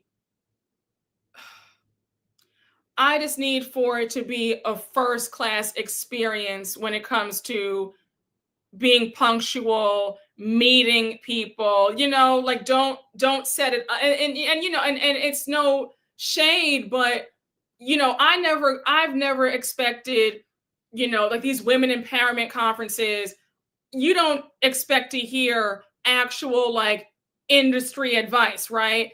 It's very generic, believe in yourself. You can hear that I can tell you that for free on here. You know what I'm saying? Like, I can tell you that believe in yourself, move in silence. Like, you know what I'm saying? Like, so, I'm obviously, of course, nobody's going to ever tell their secrets. And I know that, but I'm just saying, I mean, can you say a little bit more than just believe in yourself and start today? Obviously. So you get what I'm saying? And that's another, exactly. You want people to come back. I think that some people are short-sighted. They just see the money now. But think about it. If she wants people to come back for 2026, and you know that the price is going to go up even more. If VIP was $400 this year, general admission was $225 this year, I'm willing to bet that next year VIP will be $500 and general admission will be $275. And if that's the case, I'm going to say, well, what's there to offer for $500 for VIP? You know what I'm saying? I just feel like if you want people to come back, you've got to do stuff right, period. The Reddit thread be threading on how bad the event was. Yes. A third-class seat on the Titanic. Your critiques are very much warranted, Brooke. I know we're joking, but I hope that the feedback will be shared with the organizers and taken into consideration. I hope so, but I heard these same critiques about last year's. There was no food at last year's. I heard that it started late last year too. So that's why I'm skeptical now about next year, because I'm like, okay, if I'm hearing the same, if you're hearing the same thing, then there's something, something's going on. But I just feel like if I should ever, yes, I got dolled up and paid for, believe in yourself. And, I said, thankfully, my content creation career is doing well, right? Thankfully, I have a following. I get invited to events, whatever. So I'm thankful that I wasn't going to this to hear some advice on how to make it. If you are somebody who's just starting out and you're looking for advice on how to make it, if you think you're going to get industry secrets, I'm going to tell you right now, you're not getting that. You are not getting that. All right. So I feel bad for the women who are, they just started YouTube. They have 10 subscribers and they think they're going to get, a connection. Yeah. You know what I'm saying? That's a lot of money for that mess. There's a pattern. That ain't right because you deserve better. That's so unprofessional. Brooke is our side from New York. If there's no food, she's out. I'm screaming. The cold food is a cherry on top of the bad cake. Brooke, don't go back next year. They have to do stuff right. It's good to make sure people leave happy. Yes. And that's why, I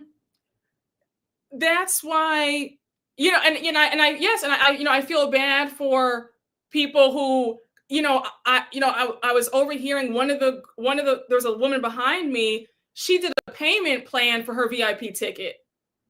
So there's also that, for people who you spent their last. I'm thankful that that's not my story, but if that were my story where I spent my last or I didn't have it and I used it, I'd be livid, but I just feel like you have to think about people. You can't think about making money to the detriment of people. If I should ever put on an event anytime in the future, I want it to be first class.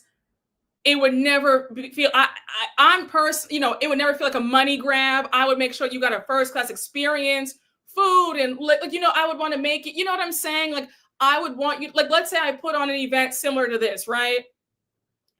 If I'm going to charge $400 or $500 for a VIP ticket, I would make sure that you got to meet me, talk to me, take a picture, meet all the panelists. The food is going to be on point. I'm going to be on time. I would go all out for y'all. So that's why I get upset. But I do feel bad for women who spent bill money, who did a payment plan to get their ticket, and then to get this. I was upset for them. Again, I'm thankful. That's not my story, but I still feel like I could have used that $400 and I could have bought another pair of shoes. You know what I'm saying? Like, I mean, you get what I'm saying? I could have used that and went to, so it's like there is annoyance because nobody wants to waste money, even if you do have it, but it's still just kind of like, I feel bad for women who didn't have it and they used their last thinking that they're going to get a big connection into the industry, and they were fed, just believe in yourself and just keep going, don't give up, and no pictures with any of the influencers or the founder of the event.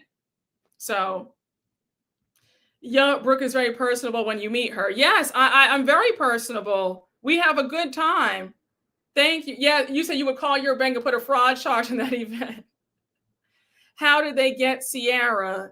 And baby, when I tell you, Ciara's panel, she was the keynote speaker. She spoke at the end. Now, mind you, when you get your ticket, they make it seem like you're gonna get a picture with her and all that. Honey, Ciara spoke for 25 minutes and she was out of there.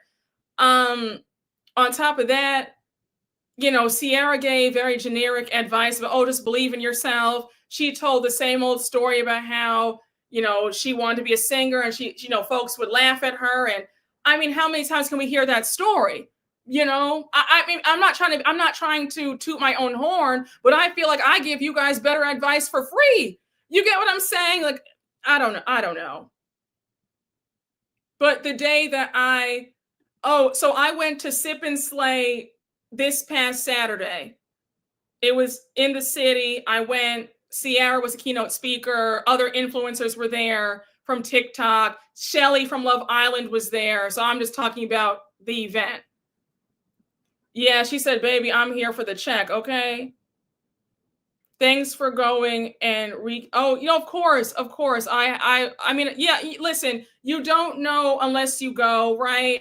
On social media, it looks like it's just so fabulous. And another thing, let me just say this. Sometimes don't feel bad if you can't attend something, because sometimes it's not what it seems on social media. Because I saw people under the comments saying, I feel so bad. One woman said she couldn't afford to go, and I was tempted to write to her in the comment section like, girl, you didn't miss a whole lot, so don't feel bad. But let this be a lesson. Don't always feel like you missed out on something, or don't always feel bad if you can't go to something, because sometimes it's smoke and mirrors. Sometimes it's not as, you know what I'm saying? And that's not for everything. But in this case, the event looked more luxurious than what it was. And I'm just being very honest. I sure hope I get to run into you at BravoCon. Oh yes, I'm pretty sure we will see each other, okay? And please come up to me, talk to me, give me a hug. I'll take a picture with you. We'll have a good old time. Yes, great gowns, beautiful gowns. You definitely took one for the team. Brooke, thanks for telling the whole unfiltered truth. No, of course. I mean, I wasn't going to lie. But also, I think it's important to tell the truth. So that way, for those of you who want to go for 2026, you have this in your mind and you can make an informed decision. Because I would hate for y'all to go, or, let's say that VIP is $500 next year. I would hate for you to spend $500, $550, $600, And then you say, Brooke, why didn't you tell me? It was a letdown. The food was horrible. It was cold and I didn't meet anybody. And, let's say they might get another celebrity. Last year they had Lori Harvey and Ryan Destiny as the keynote speakers, and Idris Elba's wife was a keynote speaker, right? So let's say next year they get give me some celebrities, but let's say they get like another celebrity next year for keynote speaker. I don't want you to say, Brooke, I didn't even meet anybody. Why didn't you tell me this? I don't want to lie to you, so I just have to be honest. I think that, when I'm paying $400 for a VIP ticket, I expect VIP treatment, period. So, Brooke, you should do a separate meet and greet during BravoCon for your fans. Well, yeah, I do. I want to do that. I'm thinking maybe either Friday after the first day or maybe Sunday, the third day. I'm just trying to figure out timing. But yeah, I do plan on doing meet me at Vanderpump's bar at the Bellagio. We can have some drinks and talk, and it'll be a fun time. I think, yeah, I definitely plan on, I do want to meet you guys and we'll talk and chop it up. That'll be fun. Brooke, you're very approachable though. I do appreciate that about you. Yeah, I mean, of course. I have to say, I'm always very surprised when people are like, oh my gosh, Brooke, I didn't think you'd be approachable. I'm like, why? Why wouldn't you think that? Yeah, no, you can please approach me. We'll have a good old time. Yes, Whitney from SLC's, she is lovely. How much is BravoCon, by the way? This year VIP was what, $1,400, and general admission was $600. But either way, when you go to BravoCon, you will meet people. You will meet a housewife or two. You will meet a Bravo celebrity. Okay. I will say you will get your money's worth, general admission or VIP. If they had Cece next year, it's Ashanti. All the Black content creators should have a meet and greet. I might go to Vegas just for that. You and Reality Court are my favorite that cover Housewives. Oh, thank you so much. I'll be going to school abroad this year. Let me know when you do a meetup in London. Oh, yeah. Oh, I'm going to be back in London. I am going to be back in London, honey. Me and London go together, honey. The way London just agrees with my spirit. Listen, y'all, for all my UK girls, the next time I am in London, I promise you, I will do a meet and greet. I promise you. I promise you. I promise you. Brooke, you should do your own meet and greet, a little tea and pastries at a nice little tea shop. That would be fun. I mean, one of y'all has suggested that, I do a meet and greet at one of the rooftops here in the city. And that would be fun. Yeah, no, honey, we got to keep it a stack here. We got to keep, I'm not going to sit up here and lie to you, because I don't want you cursing me out next year saying, Brooke, why didn't you tell me I paid this for a VIP ticket? And the food was cold. Why didn't you tell me this? So I don't want to lie. Again, I'm not trying to tear down a Black business, or a Black conference, but I have to say that sometimes it feels like a money grab. We have to be excellent. If we're going to promote Black excellence and Black girl magic, we have to be Black excellence all the way. You can't charge $400 for a VIP ticket and not give a VIP experience. You can't charge $400. Okay. Folks, going to Neiman's for a new outfit. People spend money. You can't do that and not have the food is subpar. Okay, I mean, come on, a cold Chipotle bowl, that was pretty much what it was. You can't do that. I expect champagne. I expect to meet everybody on the panels. I expect to meet Ciara or whoever the keynote speaker is. You know what I'm saying? I expect the first class experience. And to be an hour and 10 minutes late and then to be so blasé about it, well, get over it. I don't think so. No, ma'am. You give sweetheart to me and we'd have a good old time. Oh, I know you and I would have a good time. Oh, I already know you and I would have. Oh, yes, absolutely. No, ciao. Oh, yes. If you're coming to the live show, you'll meet both of us. I can't wait to see Brooke next month in NYC. Well, we're less than a month away. We're like what? We're less than a month away from it. We're like what, 20 days out? So I'll be seeing you real soon. I'm excited. You're giving constructive criticism. Nobody likes to feel ripped off. Look at you moving up. You better not forget us. Oh, I will never forget y'all, child. I will never forget y'all. Ever. Never. Listen, I wouldn't, and I would even tell you, oh, honey, please just whack me in my comments, honey. Like DM me. I will never, don't ever worry about that. Trust me. I'll be there my third show. Oh, yay!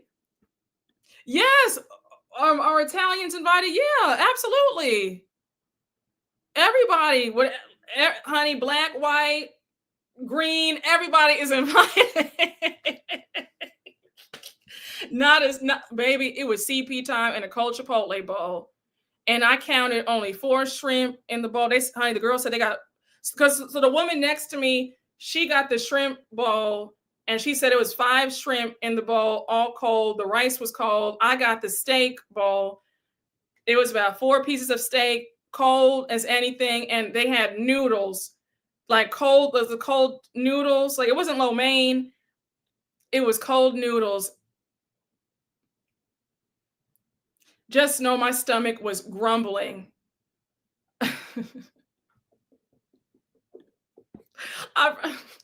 I'm serious. Listen.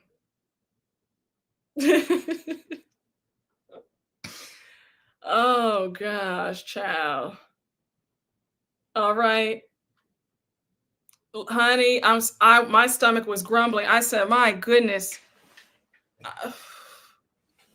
Child, listen, the day that I decide to have a conference, whatever, just something, it'll be nice. There will be food. You will get your money's worth. I will give VIP, the extreme VIP experience. I'll give general admission a great experience as well. It'll be just top of the line. You will be well fed. There will be good food, hot food. It'll start on time. So yeah. So I just, that's my 2 cents. I mean, overall, I met some women, very nice, lovely, but I can't say that I will go again. I think the only way I'll go again, and I'm not saying this to be cocky or arrogant, the only way I would go again is if I'm on a panel or if they give me a complimentary ticket or something. I don't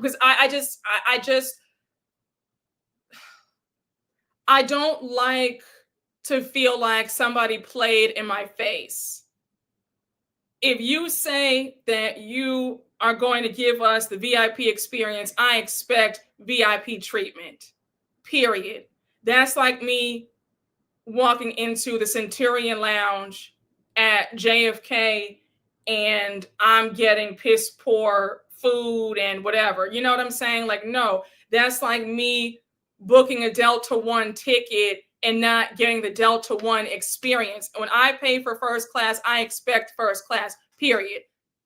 No, you said it sounds like a church event. No, because church events have food. Honey, a black church in the middle of the hood will have pans of food. They'll have... Honey, I could even get a chicken bone here.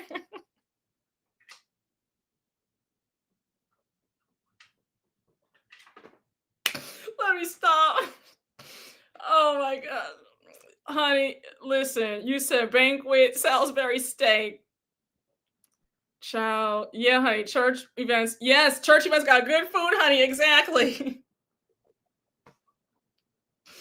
Oh my gosh. Mashed potatoes cold in the middle, honey. Okay. Listen, the church events at my church are top tier. Church events is where it's at. Oh gosh. You said, Brooke, when you write a book someday, make sure it's about life advice. We all love your advice. Well, I do anyways. Thank you. And that's what I'm saying. So that's what I'm saying. If you came to get advice from here, you could have gotten... I said, now I'm not trying to be funny. I said, I give better advice for free on YouTube. I could give you better advice for a $10 super chat. I said, I didn't pay $400 to hear believe in yourself. I already did that. I believed in myself, and look where we are now. We're doing well. I didn't need to hear generic, just keep going. I've kept going. You expect to go to these things expecting to hear how to get to the next level, not to hear about, believe in yourself.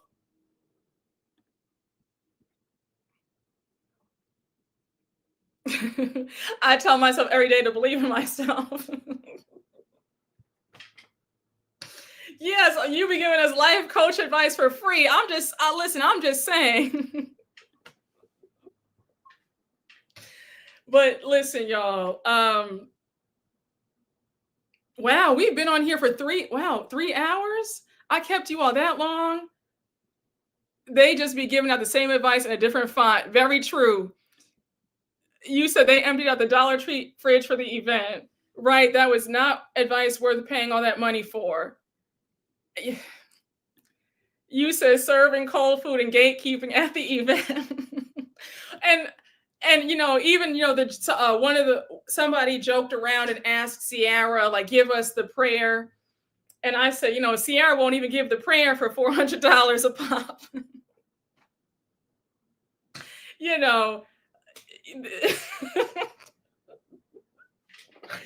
have me in these comments. This chat has me hollering. Sounds like a fortune cookie had better advice. I can go to the mirror and tell myself that. Yeah, I can tell you that for free. Believe in yourself and start with what you have, with what you've got.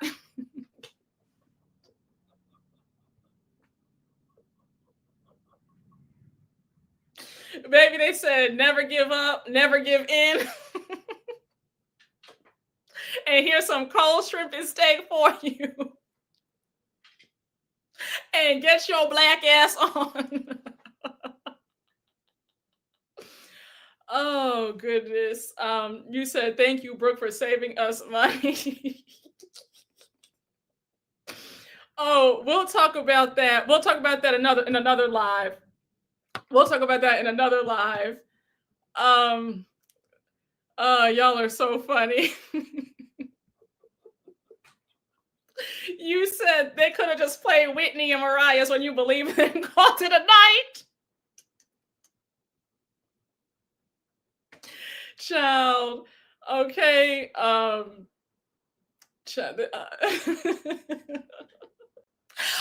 it reminds you of that meme. Oh, the woman swimming and they give her a high five. Yes, the woman is drowning and she's asking for help and they don't help her. They just give her a high five and then she goes down.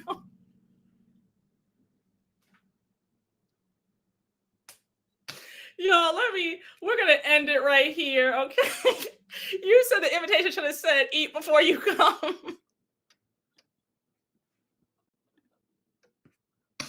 Oh my gosh, y'all are so funny. Hey, Adam Boggs McDonald, thank you for the super chat. OC season 20 needs a revamp cast. Who would you keep? At this point, I don't know who I would keep. Everybody can go. Yes. I don't like this whole notion of asking Ciara what her prayer was. Prayer is for you. Your blessings are for you. The favor, your faith, and that's one of the biggest issues about these panels, right? Because nobody can give you the blueprint on how they got successful. Everybody's path is different. God's favor on somebody's life is not going to be the same favor for your life. So asking somebody how they got successful, you can't do that because it's favor, it's timing. It was written in the stars for that person to be where they're at. You can't replicate that, right? Somebody's blessings are not your blessings, so you really can't ask somebody how they got successful. So that's another reason why I feel like these panels really aren't. It's really just like a photo shoot and a money grab because you can't give somebody the blueprint to success. Nobody can do that. Like if somebody asked me, how I've gotten to where I've gotten, I could be honest, but I couldn't give you the key to success because You know what I'm saying? Like you can't ask somebody how they got their blessings because and I want folks to stop asking Sierra about that prayer too. It's annoying. You can't, what's for you is for you, like you just said. I agree. I agree with that wholeheartedly. So that's another reason why these panels don't really work, because you can't, it low key, it's not that it's always gatekeeping. A lot of times it's, well, what worked for me might not work for you. You know what I'm saying? You get what I'm saying? I don't know. You just have to hope. You just have to pray and hope and put the work in and pray that, the God that you serve sees fit to bless you. That's really, I mean, if we're being really honest, I mean, and nobody wants to say that. That's not the sexy thing to say. It's not the, people don't like to hear that, but that really is the truth. If we're being honest, if we're being really honest, it's God's favor and timing on why people get what they have, or you know what I'm saying? So I don't know. Yes. So I think that another reason why these panels don't work, because you can't remix somebody else's blueprint. You can't. But hey Elsie Charm, thank you for the super chat. Late to the live. Did you spill the tea on Gertie, Wendy, or is this the tea? No, I'm giving the tea about the Sip and Slay event that I went to on Saturday. The tea that I think that you're looking for, that will not be spilled on any live coming soon. That's a story for the live show with Kempire. So, hey, Bella the Ball, Florida, thank you for the super sticker. Thank you. You said sip and your stomach growling. You guys are so funny.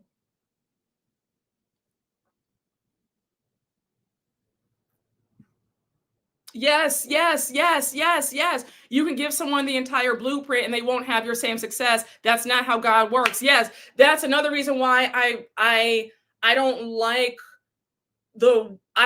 how people keep saying it's gatekeeping. It's not that it's gatekeeping. It's just that somebody's blessings are for them. So I don't really agree with that whole gatekeeping thing either. That's another topic for another day that I feel is very controversial. And I have very controversial opinions on gatekeeping. That I have thoughts on that. Yeah, that kind of deviate from what everybody else feels. But yes, that's why these panels don't work about how to be successful.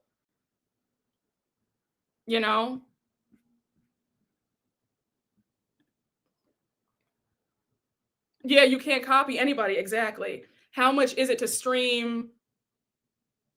I can provide the link. I don't want to misquote the price for the live stream option. I don't think it's crazy. I don't think it's a crazy price. But I need to get the link and I can add it in the description box. Yes, we all have our own assignments. Exactly. Oh, thank you so much. You need your own talk show. From your lips to God's ears. Your adventure is your own. Okay. So you feel like, see, okay, now listen, if I ever did a panel, we'd be talking some real talk. I wouldn't be up here giving you some BS saying, well, just believe in yourself.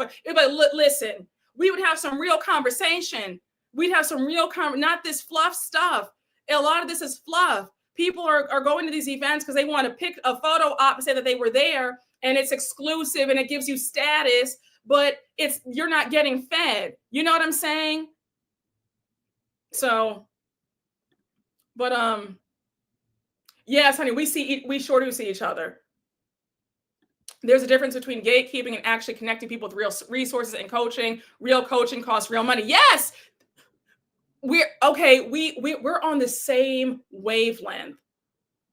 Yes, that's why I have an issue with people who say it's gatekeeping. People want you to spoon feed them and hold their hand and give them. They want you to give them the blessing on a silver platter. They don't want to put in the work. That's why I have an issue with the whole gatekeeping thing. I get tired of people saying that, People are lazy, and a lot of folks, and they want you to give them the whole blueprint without them working hard. They want your success without working hard. That's not how it works. So then they say you don't help them, which means giving them everything. That means that you're gatekeeping. I cannot. People have bastardized the word gatekeeping, and it's really getting on my nerves. But yes, we see each other. You can give, yeah, we see. Oh my gosh, oh, baby, we could have a conference right now. We see each other. We see each other.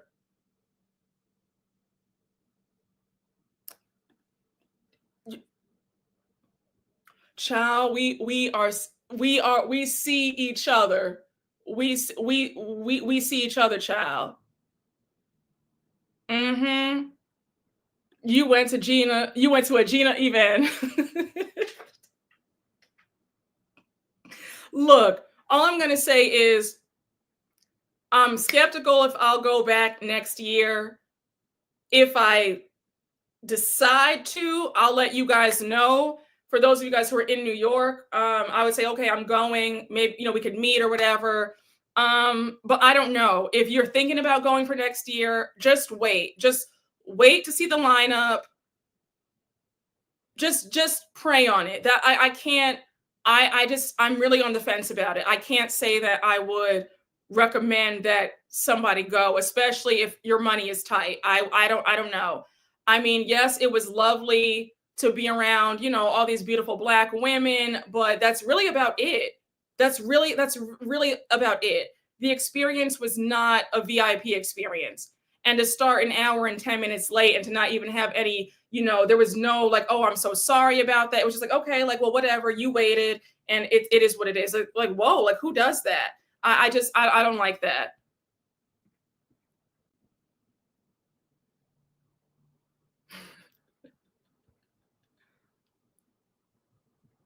Yes, and to be on social media, you might take some public L's. People can't handle that. That's very true. You need to eat 3 days prior to the event. Yes, and things change so quickly that even the blueprint might be out of date anyway. So you're still gonna have to put in the work. Yes, it's true. It's true. I'll tell you a quick story, but I mean, I want to say maybe like a year ago, somebody got in my comments and they said, you do this full time, and like, how do you do this full time? And I gave them the answer and they were upset. And I said, well, it's like, well, do you want to know, like, do you want me to lie to you? And I don't know what you want, but like they were like, well, how did you get started? How are you doing this full time? And I said, well, I had help, like people, and that's another thing that people don't talk about, right? Let's just be very honest. There, fortunate to come from a family that can help. You get what I'm saying? Like, there's also other factors. So if someone has help from family or you don't, your path is going to be different. So you just can't compare your path. But I just feel like a lot of people are not being honest on these panels about how they got to where they got to. You get what I'm saying? Hey, Kay, got that so hosey. Thank you for the super chat. Some of these housewives are gatekeeping their beauty secrets because why not help out broke back Gina? And you're trying to get me in trouble. You see that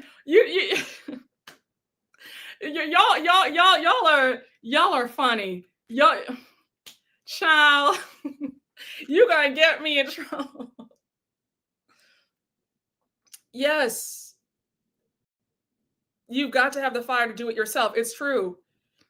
People want the easy way for everything, and a lot of people who beg for the advice and prayers are lazy, hoping they can get it easy. Yes, we see each other. Yes. But the point of the matter is that if you're thinking about going next year, just pray about it. That's another factor too. No, it's true. It wasn't like when I got on YouTube, I was starting from scratch, so to speak. Very true. I had a huge following on Twitter. I had a huge, that helped. Let's be real. Let's be very real. And we're you know, if I was on a panel, I would talk some real talk. I wouldn't sit up there and sell you a dream saying, oh yeah, believe in yourself. No, I would say, no, I had help. You know, I had a big following on Twitter that helped. I'm not going to sit up there and lie to you and act like I haven't had advantages. You know what I'm saying? I can't sit here and act like I got it out the mud. In a way I did, but in a way I didn't. Right? So you have people who have help from their parents and they're lying to you saying, oh no, I just did this, I did that. No, I would tell you the truth. That's why I have an issue with these panels. They don't tell you the truth. They act like, oh, that it has happened. No, there was favor, you know. I mean, I'm a Christian, so I believe, I have the favor of God. I had breaks, I had help, I had this and that. I can't sit here and act like, I just had to dig my heels in. No, you're very right. I had a huge following on Twitter, and that did help into YouTube success. Exactly. We're very true. And I do think that getting into content creation, influencing, it does help when you come from a family of means. Just saying. Oh, people don't talk about that. Again, I'm here for real talk, right? So if I have a panel, it's going to be some real, I'm not going to lie to you. You know what I'm saying? Yes. Another great point. Yes. And also, and Beyonce came from means, she came from an upper middle class family. They were able to, it's true. It's yes, she put the hard work in and worked her butt off, but it's very true. Hey, Queen K, thank you for the super chat. I had the same for nursing school. I had to rely on my family in my last 2 semesters. When I tell people that, they look at me like I'm crazy. I had help and had to sacrifice. It is what it is. Yeah. They're selling pipe dreams. Yes, I'm not here to sell pipe dreams.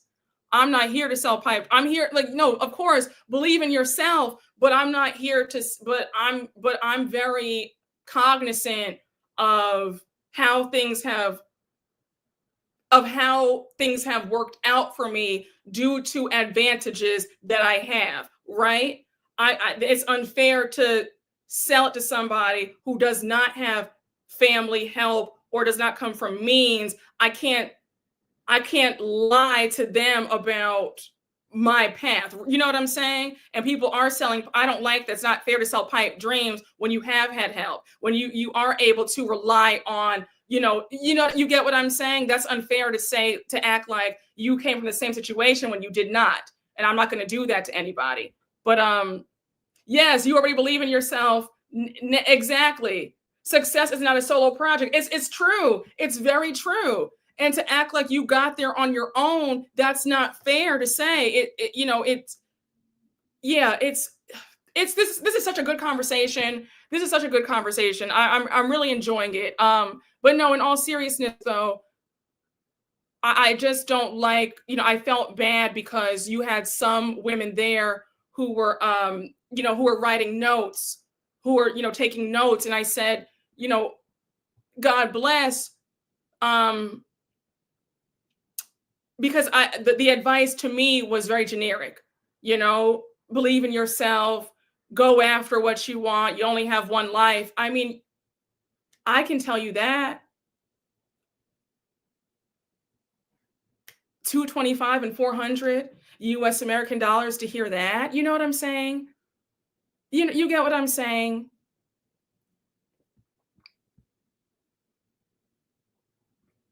So I don't know.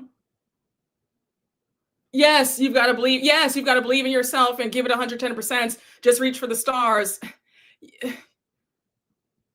You saw other people saying the same on TikTok. Oh yeah. A lot of it was so funny. It's so funny seeing some of the women that I saw at the event on saying how they felt about the event. Yes, we always have I feel like I really enjoy going live with you guys because we really do talk about a variety of things. They would have gotten better advice watching Beyonce's documentaries. Exactly. Yes, you succeed because of the authenticity and work that you put in, regardless. Yes. Yeah, no, I just, all I'm going to say is I'm on the fence about attending next year. In the words of Aretha Franklin, great gowns, beautiful gowns. Yes, that's very true. For some, it's about proximity. So they'll hear it from those they want to be like, even when it's basic. Exactly. That's a very good point too.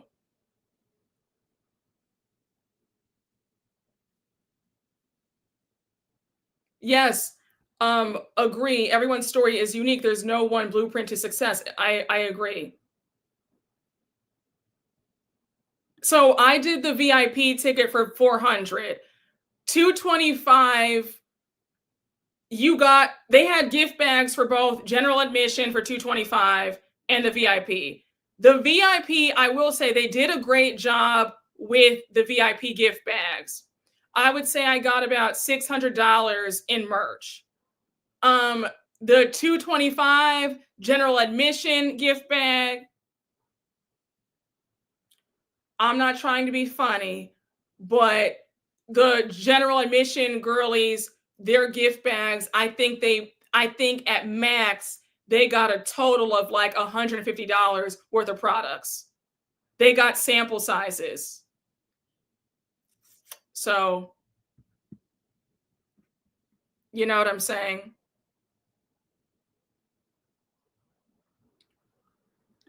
So, yeah, they had sponsors. Yep. I think the bigger question is what are you going to block? What are you doing to block what's meant for you, and how are you being clear on calling in what you need and want? Yes, that's like if we like more like these panels need to have conversations like this, because this believe in yourself, just start, like tomorrow's not promised.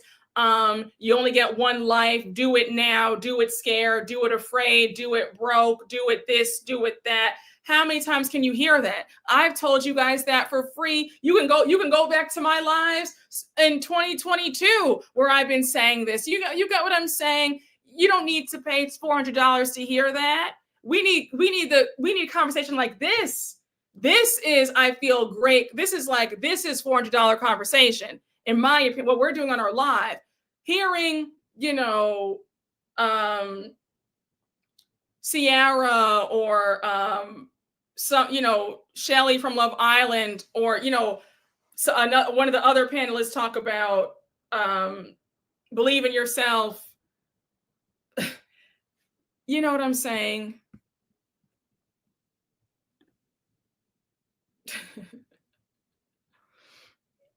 I've gotten that advice from a calendar.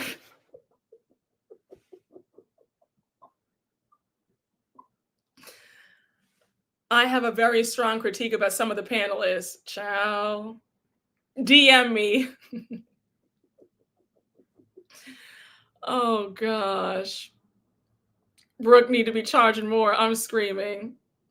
I can write that down on a sticky note and post it on my bathroom mirror. You, sir, Brooke, call your bank and tell them you've been bamboozled. I'm screaming. Listen,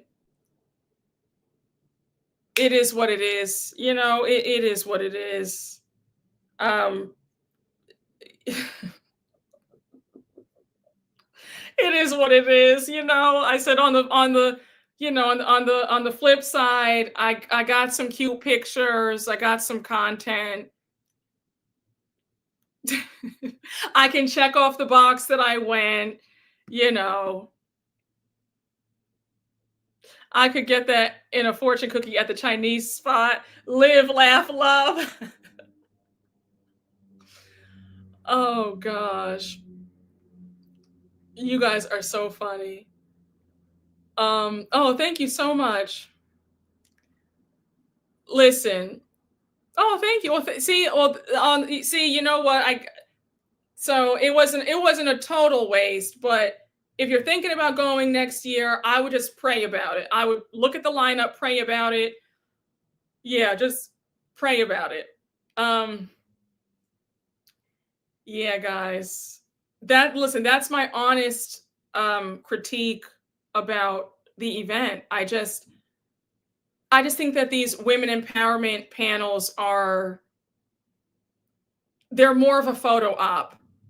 That's just the plain and short of it, you know? So, but yeah, I went and got food after it was over. I went and got food after it was over because I mean my stomach was grumbling like I didn't even eat anything. Yeah, I mean I was expecting like filet mignon. I was expecting like a baked potato with some steak. Like I was expecting a lot with the food. I was just yeah, pretty much yeah, paying to be seen. No, it's true. I was expecting some, yeah, charcuterie. I was expecting a lot. I was expecting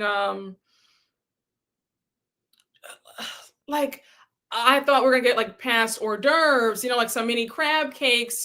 I just had such high hopes, and I was really let down. Yeah, I know. I had hunger pangs. I'm serious. And it doesn't help that all my New Yorkers, it's on 12th Avenue, so it's right on the West Side Highway. So there's nothing there to eat. So it was kind of annoying. It wasn't like I could just run, right next door and get something to eat. You're on 12th Avenue. It's like, my God. So I just took that Uber and got something to eat. I was just like, I'm starving. And I should have said expect gas. Child. Yeah. Well, I mean, listen, I hope that they take the criticism, and I hope that they apply the notes and they really strive to do a better job, because they have three. This isn't the only one. They have Sip and Slay. This is here in New York, LA, and they have one in Ghana. So that's a lot of money. And so my LA girlies, are you going to go? I think the Sip and Slay LA is coming up in like October. I'm pretty sure. I'm pretty sure the Sip and Slay LA is coming up soon. So if you're in LA, let me know if you're going. I would have gotten a pizza delivered. I couldn't do that because they had no service. They didn't pay for the Wi-Fi for the event. So I had my phone said SOS the whole time. I was pissed.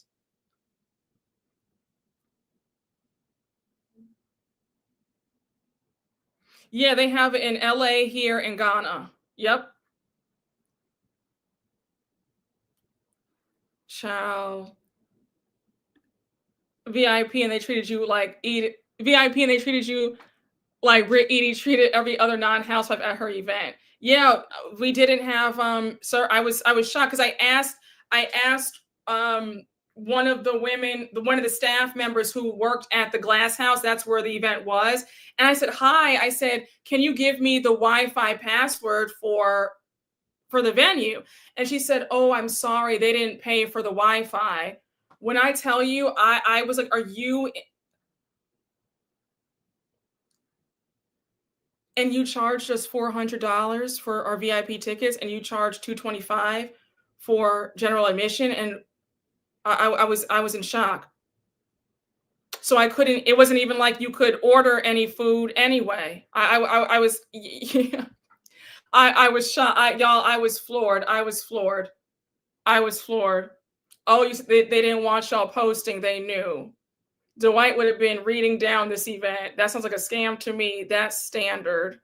Yeah, I was in shock. Child, who are you telling? Wi-Fi is free at the airport. They couldn't hook you up. I was shocked. I was shocked.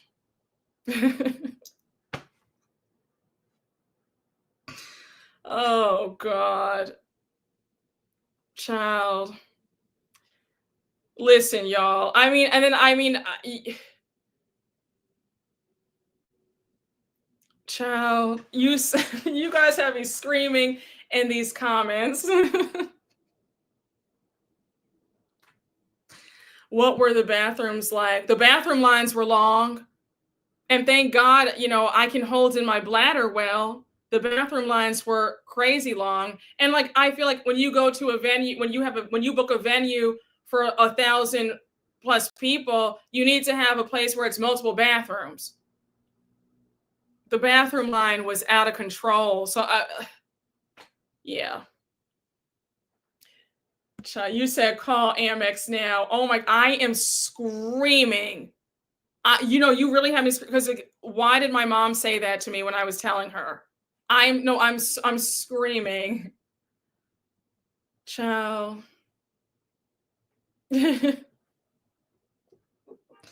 Child, the bathroom line was crazy. I said, "My Lord, today." Yeah, I mean, comfortable. Was there air? Yeah, there was AC. Like, it was, yeah, it was nice, and it was nice and cool. So, child, y'all have me yelling in these comments. But no, I mean, and like, I think sometimes you feel like you don't want to say anything because sometimes we're so conditioned to not say anything because we're black. You always say, "Oh, don't tear black people down." Like, you know how we can be sometimes where it's like you can't give critiques. You know how, like, you know how we get, like, you can't critique another black person, and like there was like there's hesitation to say anything because it's like you don't want to be labeled as, you're hating and you're trying to tear somebody down. But like, I have to be honest about my experience, and you know what I'm saying? Like, I was underwhelmed, and I'm not going to sit here and lie, especially since I feel like I have a responsibility to you guys, because some of you live in New York, some of you are interested in going. So I don't want to lie and say, "Oh yeah, it was just amazing," and then you get there and you say, "Brooke, what the F? Like, I spent this money and it was horrible. Like, why didn't you tell me that?" So I don't want to, you know what I'm saying? But like, I feel like I have a platform, and it's my responsibility to tell the truth about, hey, like, it was nice in the sense of, black women coming together, but this is where they could have improved on. Oh, I appreciate this. Is an honest critique from a trusted source. I appreciate it. Not feeding people is the work of Satan. Same in the Hispanic culture in this climate. Yeah, yeah. You know what I'm saying? You always get like, no, don't say anything. You know what I'm saying? Did the bartenders keep the Kirkland bottles visible? Was the bar free or was it cash bar? Um, no, no. The bar was free. They served wine. They had wine, and that was free. Um, that was free. But like, who wants to drink a bunch of wine on an empty stomach? I don't want to get sick.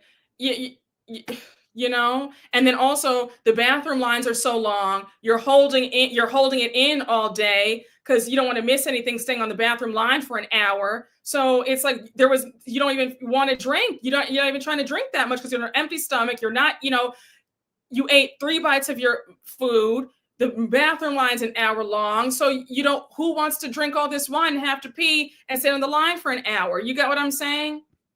So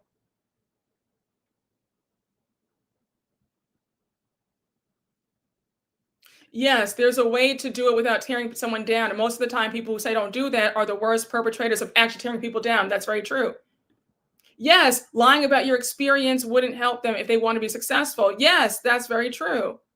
They think green, not black. I will tell the truth and shame the devil. Being black does not exempt you from criticism. No, I agree with that. I agree with that. In some cases, anyone can get it. Yes, it's just wine. And they had cucumber water and lemonade.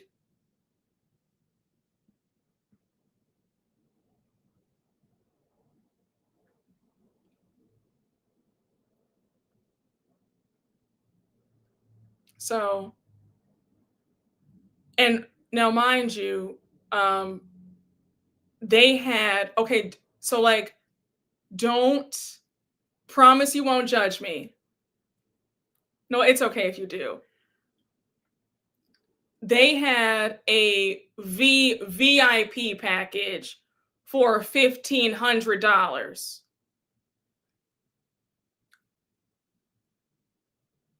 Because I thought that, it was going to be like, oh, I'll meet people and all that. I was so tempted to do it. And something told me, like, maybe let's just stick to VIP.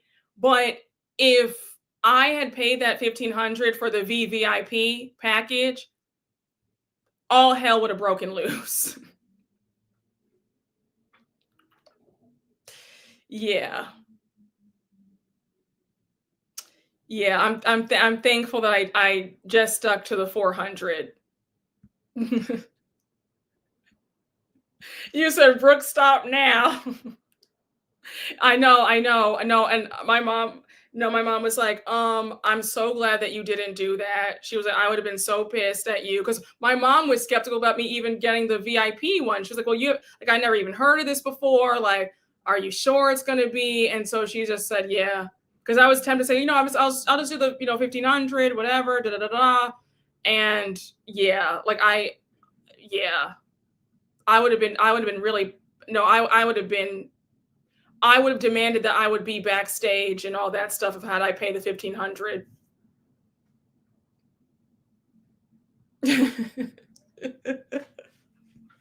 Y'all are so funny. Off topic. Oh my gosh. Oh, that's so sweet. Thank you. I'm happy that I am able to provide a smile. I appreciate. No. Thank you. Thank you for watching. I'm glad that I could provide some happiness and joy. And I hope that things turn around. No, things will turn around, just so you know.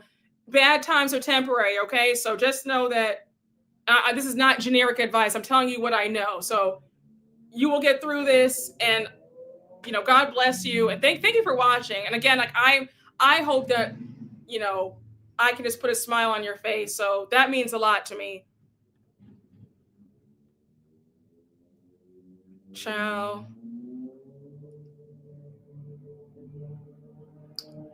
There was a woman who said that she did. I think she did the payment plan. And like she was really upset and I said, well, I think for 1,500, there should have been no waiting on the line at all. You should have walked in with all the influencers and the panelists. I honestly, for me, if I had paid the 1,500, I would have demanded that I come through a separate entrance. I would have demanded I was backstage. You know what I'm saying? So yeah, I think the woman that I had talked to briefly, she was really upset that she had paid the 1,500. I don't know if she's going to speak out about it on TikTok or Instagram, but yeah, I said, you have to say something. You have to say something.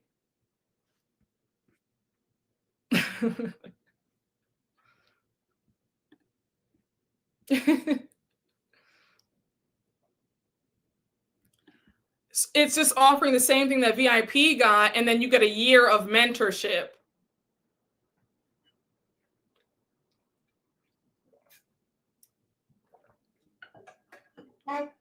Okay, yes, you saw me. Did you see me in that video standing on? Okay, that video that you saw me in, when I'm outside, they asked us to like retake that video several times, and mind you, we had already been standing outside for an hour.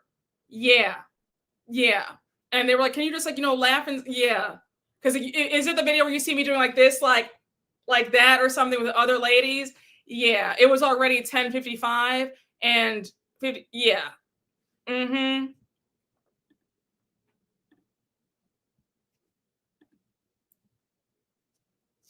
Yeah, I mean, yes, I'm sure I can put this for work, for content. Yeah.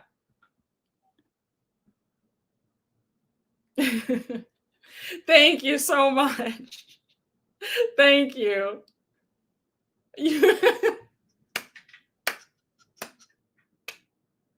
You said I can do bad all by myself, okay? Oh gosh, y'all have me screaming in here. They'd had child. You said retake this video while we take your money. So yeah, that was my experience. Great gowns, beautiful gowns.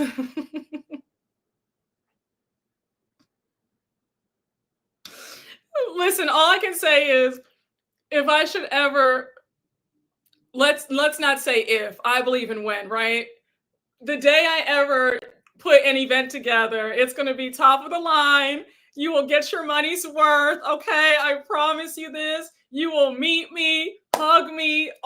We will chop it up. I will make sure that I look everybody in their eyes and we talk. I will never play in your face like this. If I do have a $1,500 VVIP ticket, just know that you'll spend the weekend with me and I'll pay for dinner. You will get your money's worth.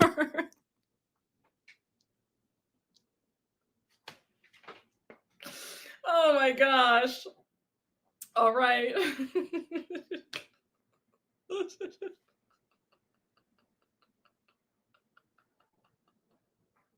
I promise you, I would never play in your face like that. I promise. No, I would, no, there will be good food. It'll be more, bathrooms and Wi-Fi. It'll be all of that. Okay. Yeah. You said for 1,500, you're housing me.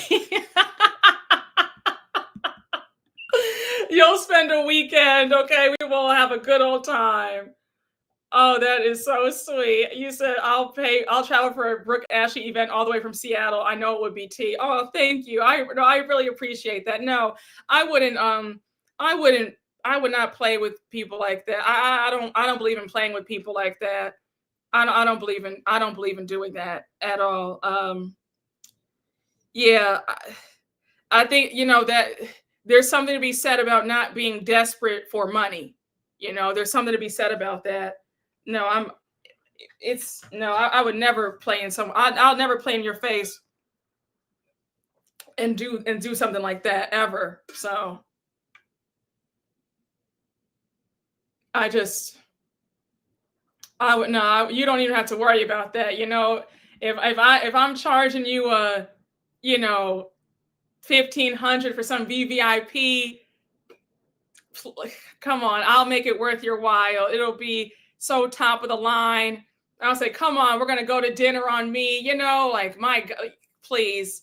I would never sit up there and I don't believe in, and then you just try to, cognizant and just knowing that, if somebody spent their last to see you, I wouldn't feel right doing that. It's just not right. You don't do that to people. You don't do that to people. You just don't. So yeah, no, I do take that very seriously. I do. I think that just taught to, you host something, you host a party, you supply the food and the liquor. You don't let anybody pay for anything. You know what I'm saying? You show people a good time. Like entertaining was really big growing up. Like we entertained a lot. Like my parents entertained all the time. We always had parties. I feel like I will say that growing up, like our house was like the party house. Like even like in high school, like people loved coming over to our house. You had a good time at our house, a great time. So yeah, I'd make sure that you guys have a great time. So yeah, no, I'm not going to sit up there and play anybody like that. I mean, come on. And I already know if I came with some foolishness, y'all would, what? The comments y'all would be leaving? I wouldn't even play on your top like that. Are you kidding me? Please. Okay. You know what I'm saying? Mm-mm. I'm not even gonna sit up there and no, child, please. Okay, I wouldn't even. It's just not. It's just not in me to do that. But I'm saying though, please, I wouldn't even. Stop. I wouldn't even attempt to do that. Yeah, a rare form with with all of us being crazy. Like come on.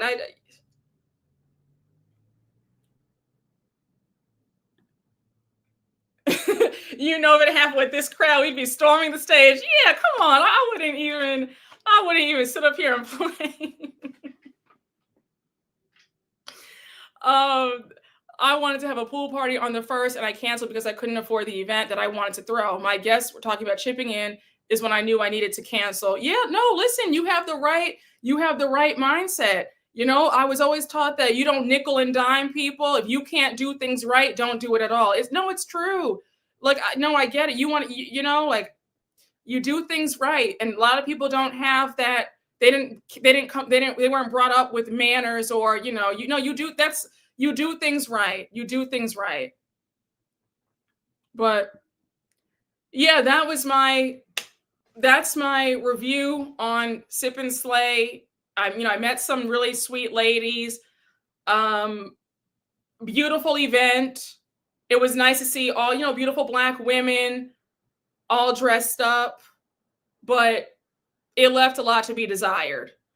And I think that to start off on the wrong foot with an hour late and then with a blasé attitude to not even care and be like, okay, well, it is what it is. I didn't like that. That put a bad taste in my mouth. That set the tone for the remainder of the day. So then when I see the food and it's cold and and when others, then it's like, wow, like, you know what I'm saying? So that really put a bad taste in my mouth, because I feel like, again, if this were a conference where it was mostly,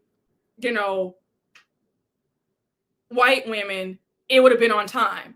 The doors would have opened at 9:50. You know what I'm saying? I feel like if we believe that Black women deserve the best, then Black women deserve the best. And that means to be on time. Just my 2 cents. So, yeah. But child, if I ever have an event, it's gonna be right. And I'm gonna be on time. If the doors open at 8, they'll be open at 7:50, okay?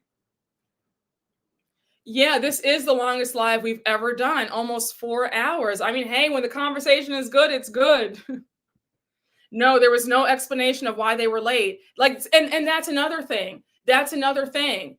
At least give us an explanation. There was none of that. It was just like, okay, well, hey, it is what it is. We're on CP time. Like, that's unacceptable. That's unacceptable. I don't want to hear about being on CP time. I didn't pay for CP time. I paid for you to open those doors at 10 a.m. Period. We deserve top-notch service. I'm serious. It's true. You don't do that. You don't do that. So,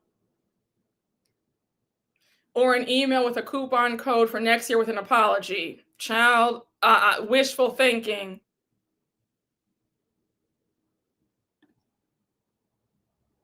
So, yes, that's how you know conversation is really good. You don't even remember, you don't even realize the time. Listen, I don't play those games because I show up on time and you will too. This is not free. I agree. No, you never play with people's time or money. You don't play with people, and then this is both combined. You don't do that. You don't do that. So,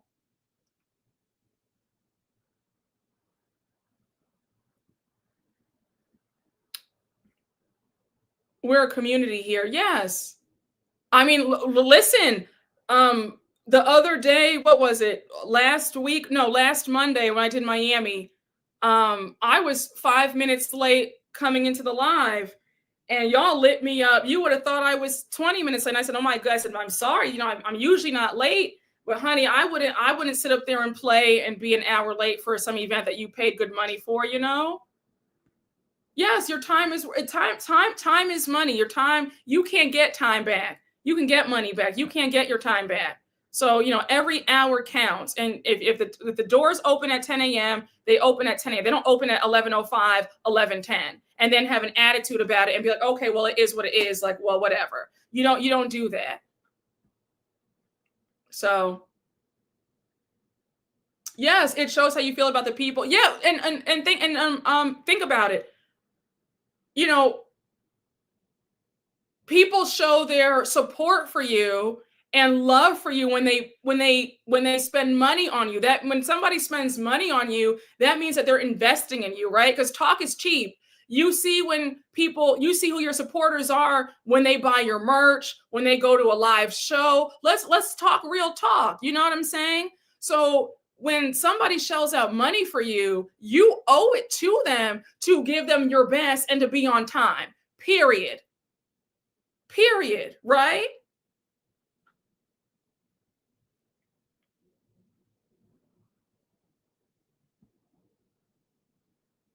Oh, I appreciate your time too, because you could watch anybody else. You don't have to watch me. You could watch anybody else. You know what I'm saying? So I try to, give my best in every live, every recap, give you my full undivided attention. You know what I'm saying? So I appreciate all of you guys. I don't take it for granted. Listen, when you step out on faith and you follow your dreams, there's no guarantee that your dreams might come true. There's no guarantee that when you start a channel or a podcast, it's going to do well. This is a blessing. I'm blessed. I'm living my wildest dreams. You know, I dreamt this up as a little girl, you know, like I'm living in answered prayers. I don't take this for granted. I'm not going to sit here and BS you or waste your time or give you a half-assed recap or a half-assed time. If I should do an event, I'm not going to give you a half-assed event. It's going to be my best because I don't know, that's just me though. I'm not going to give folks scraps. That's not right. It's, you know, God, when God has given you a blessing, you give people your best. You don't give people half-assed stuff and then charge them an arm and a leg, right? So, but I appreciate you guys a lot. I really appreciate you guys a lot. Oh, thank you. That's very sweet. You said Mondays are your days off and I choose to be here. That's very sweet. Thank you. Oh, I love you guys right back. I have a friend who's always late. We need to have a Lisa intervention. Yeah, no, that's disrespectful to always be late. That, you know, your friend needs to get it together.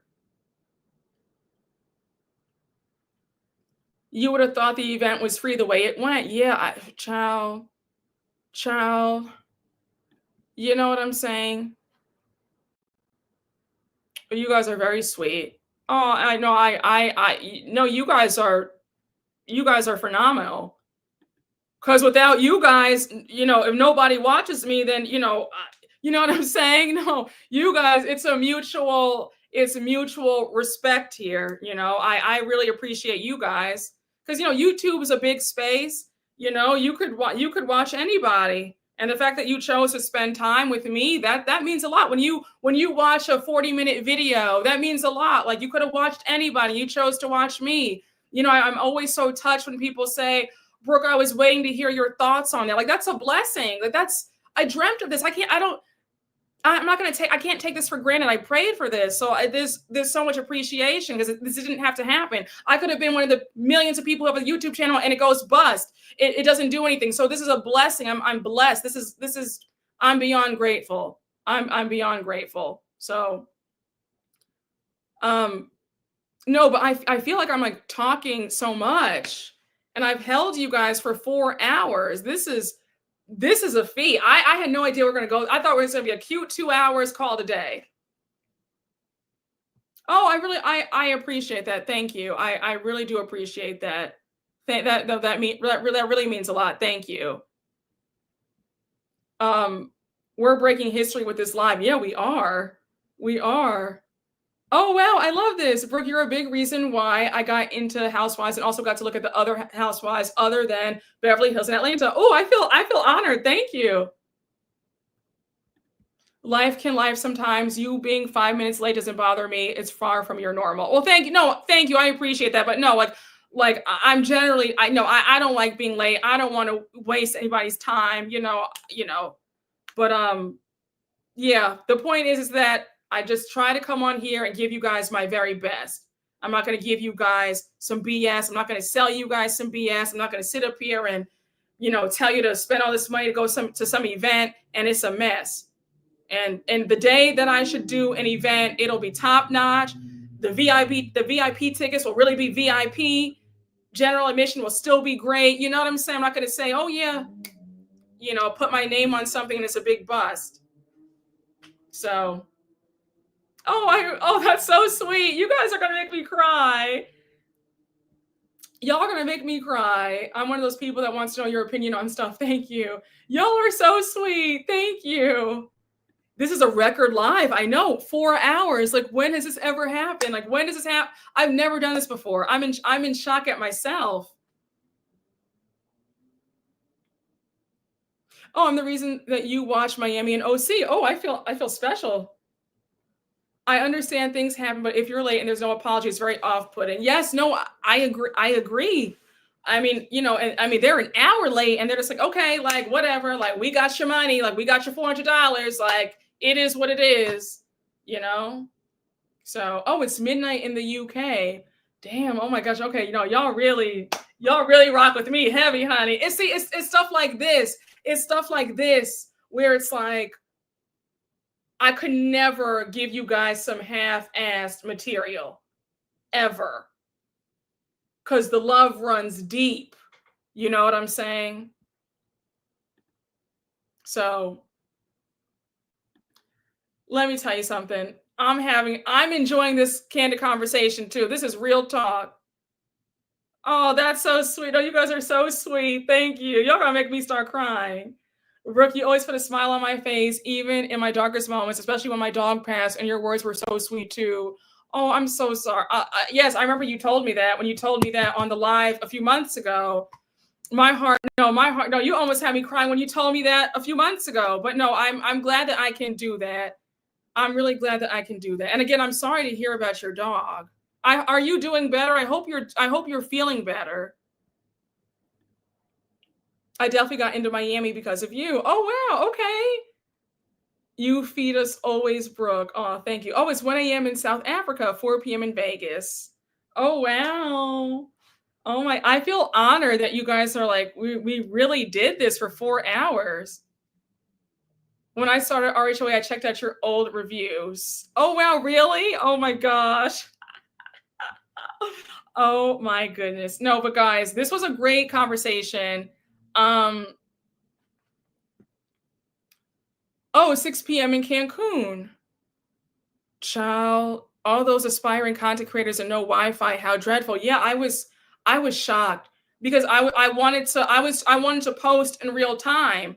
So I was shocked when, I went, this was like at like 11:30 when we finally got into the room, finally got into the venue.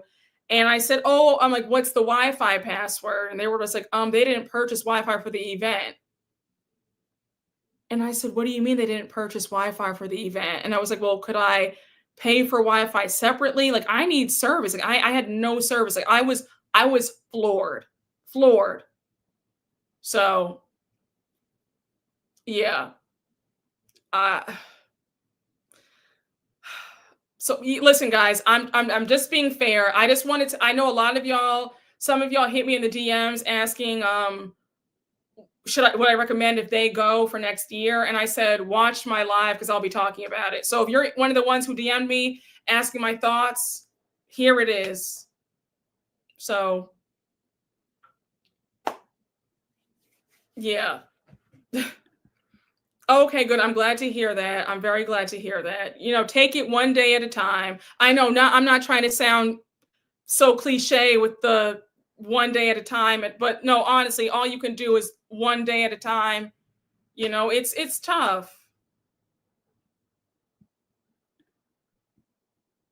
These lives have been getting more and more better. I love it here. Thank you. No, thank you. I have a great time. Child, I was floored. You literally could have knocked me over with a feather, in the words of my mom, because I was shocked. Like, I was shocked. Okay. All right. So yeah, guys. But guys, I'm gonna end the live here because it has been 4 hours. I don't want to take up too much more of your night. I'm going to end it right here.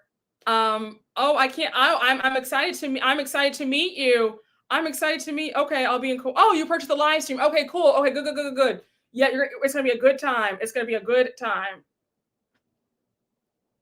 Oh, thank you so much. You're so sweet. You need to eat. No, I actually do need to eat. Like now I'm realizing that I'm hungry.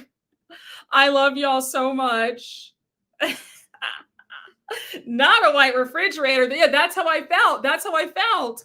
But no, guys, I had a great time.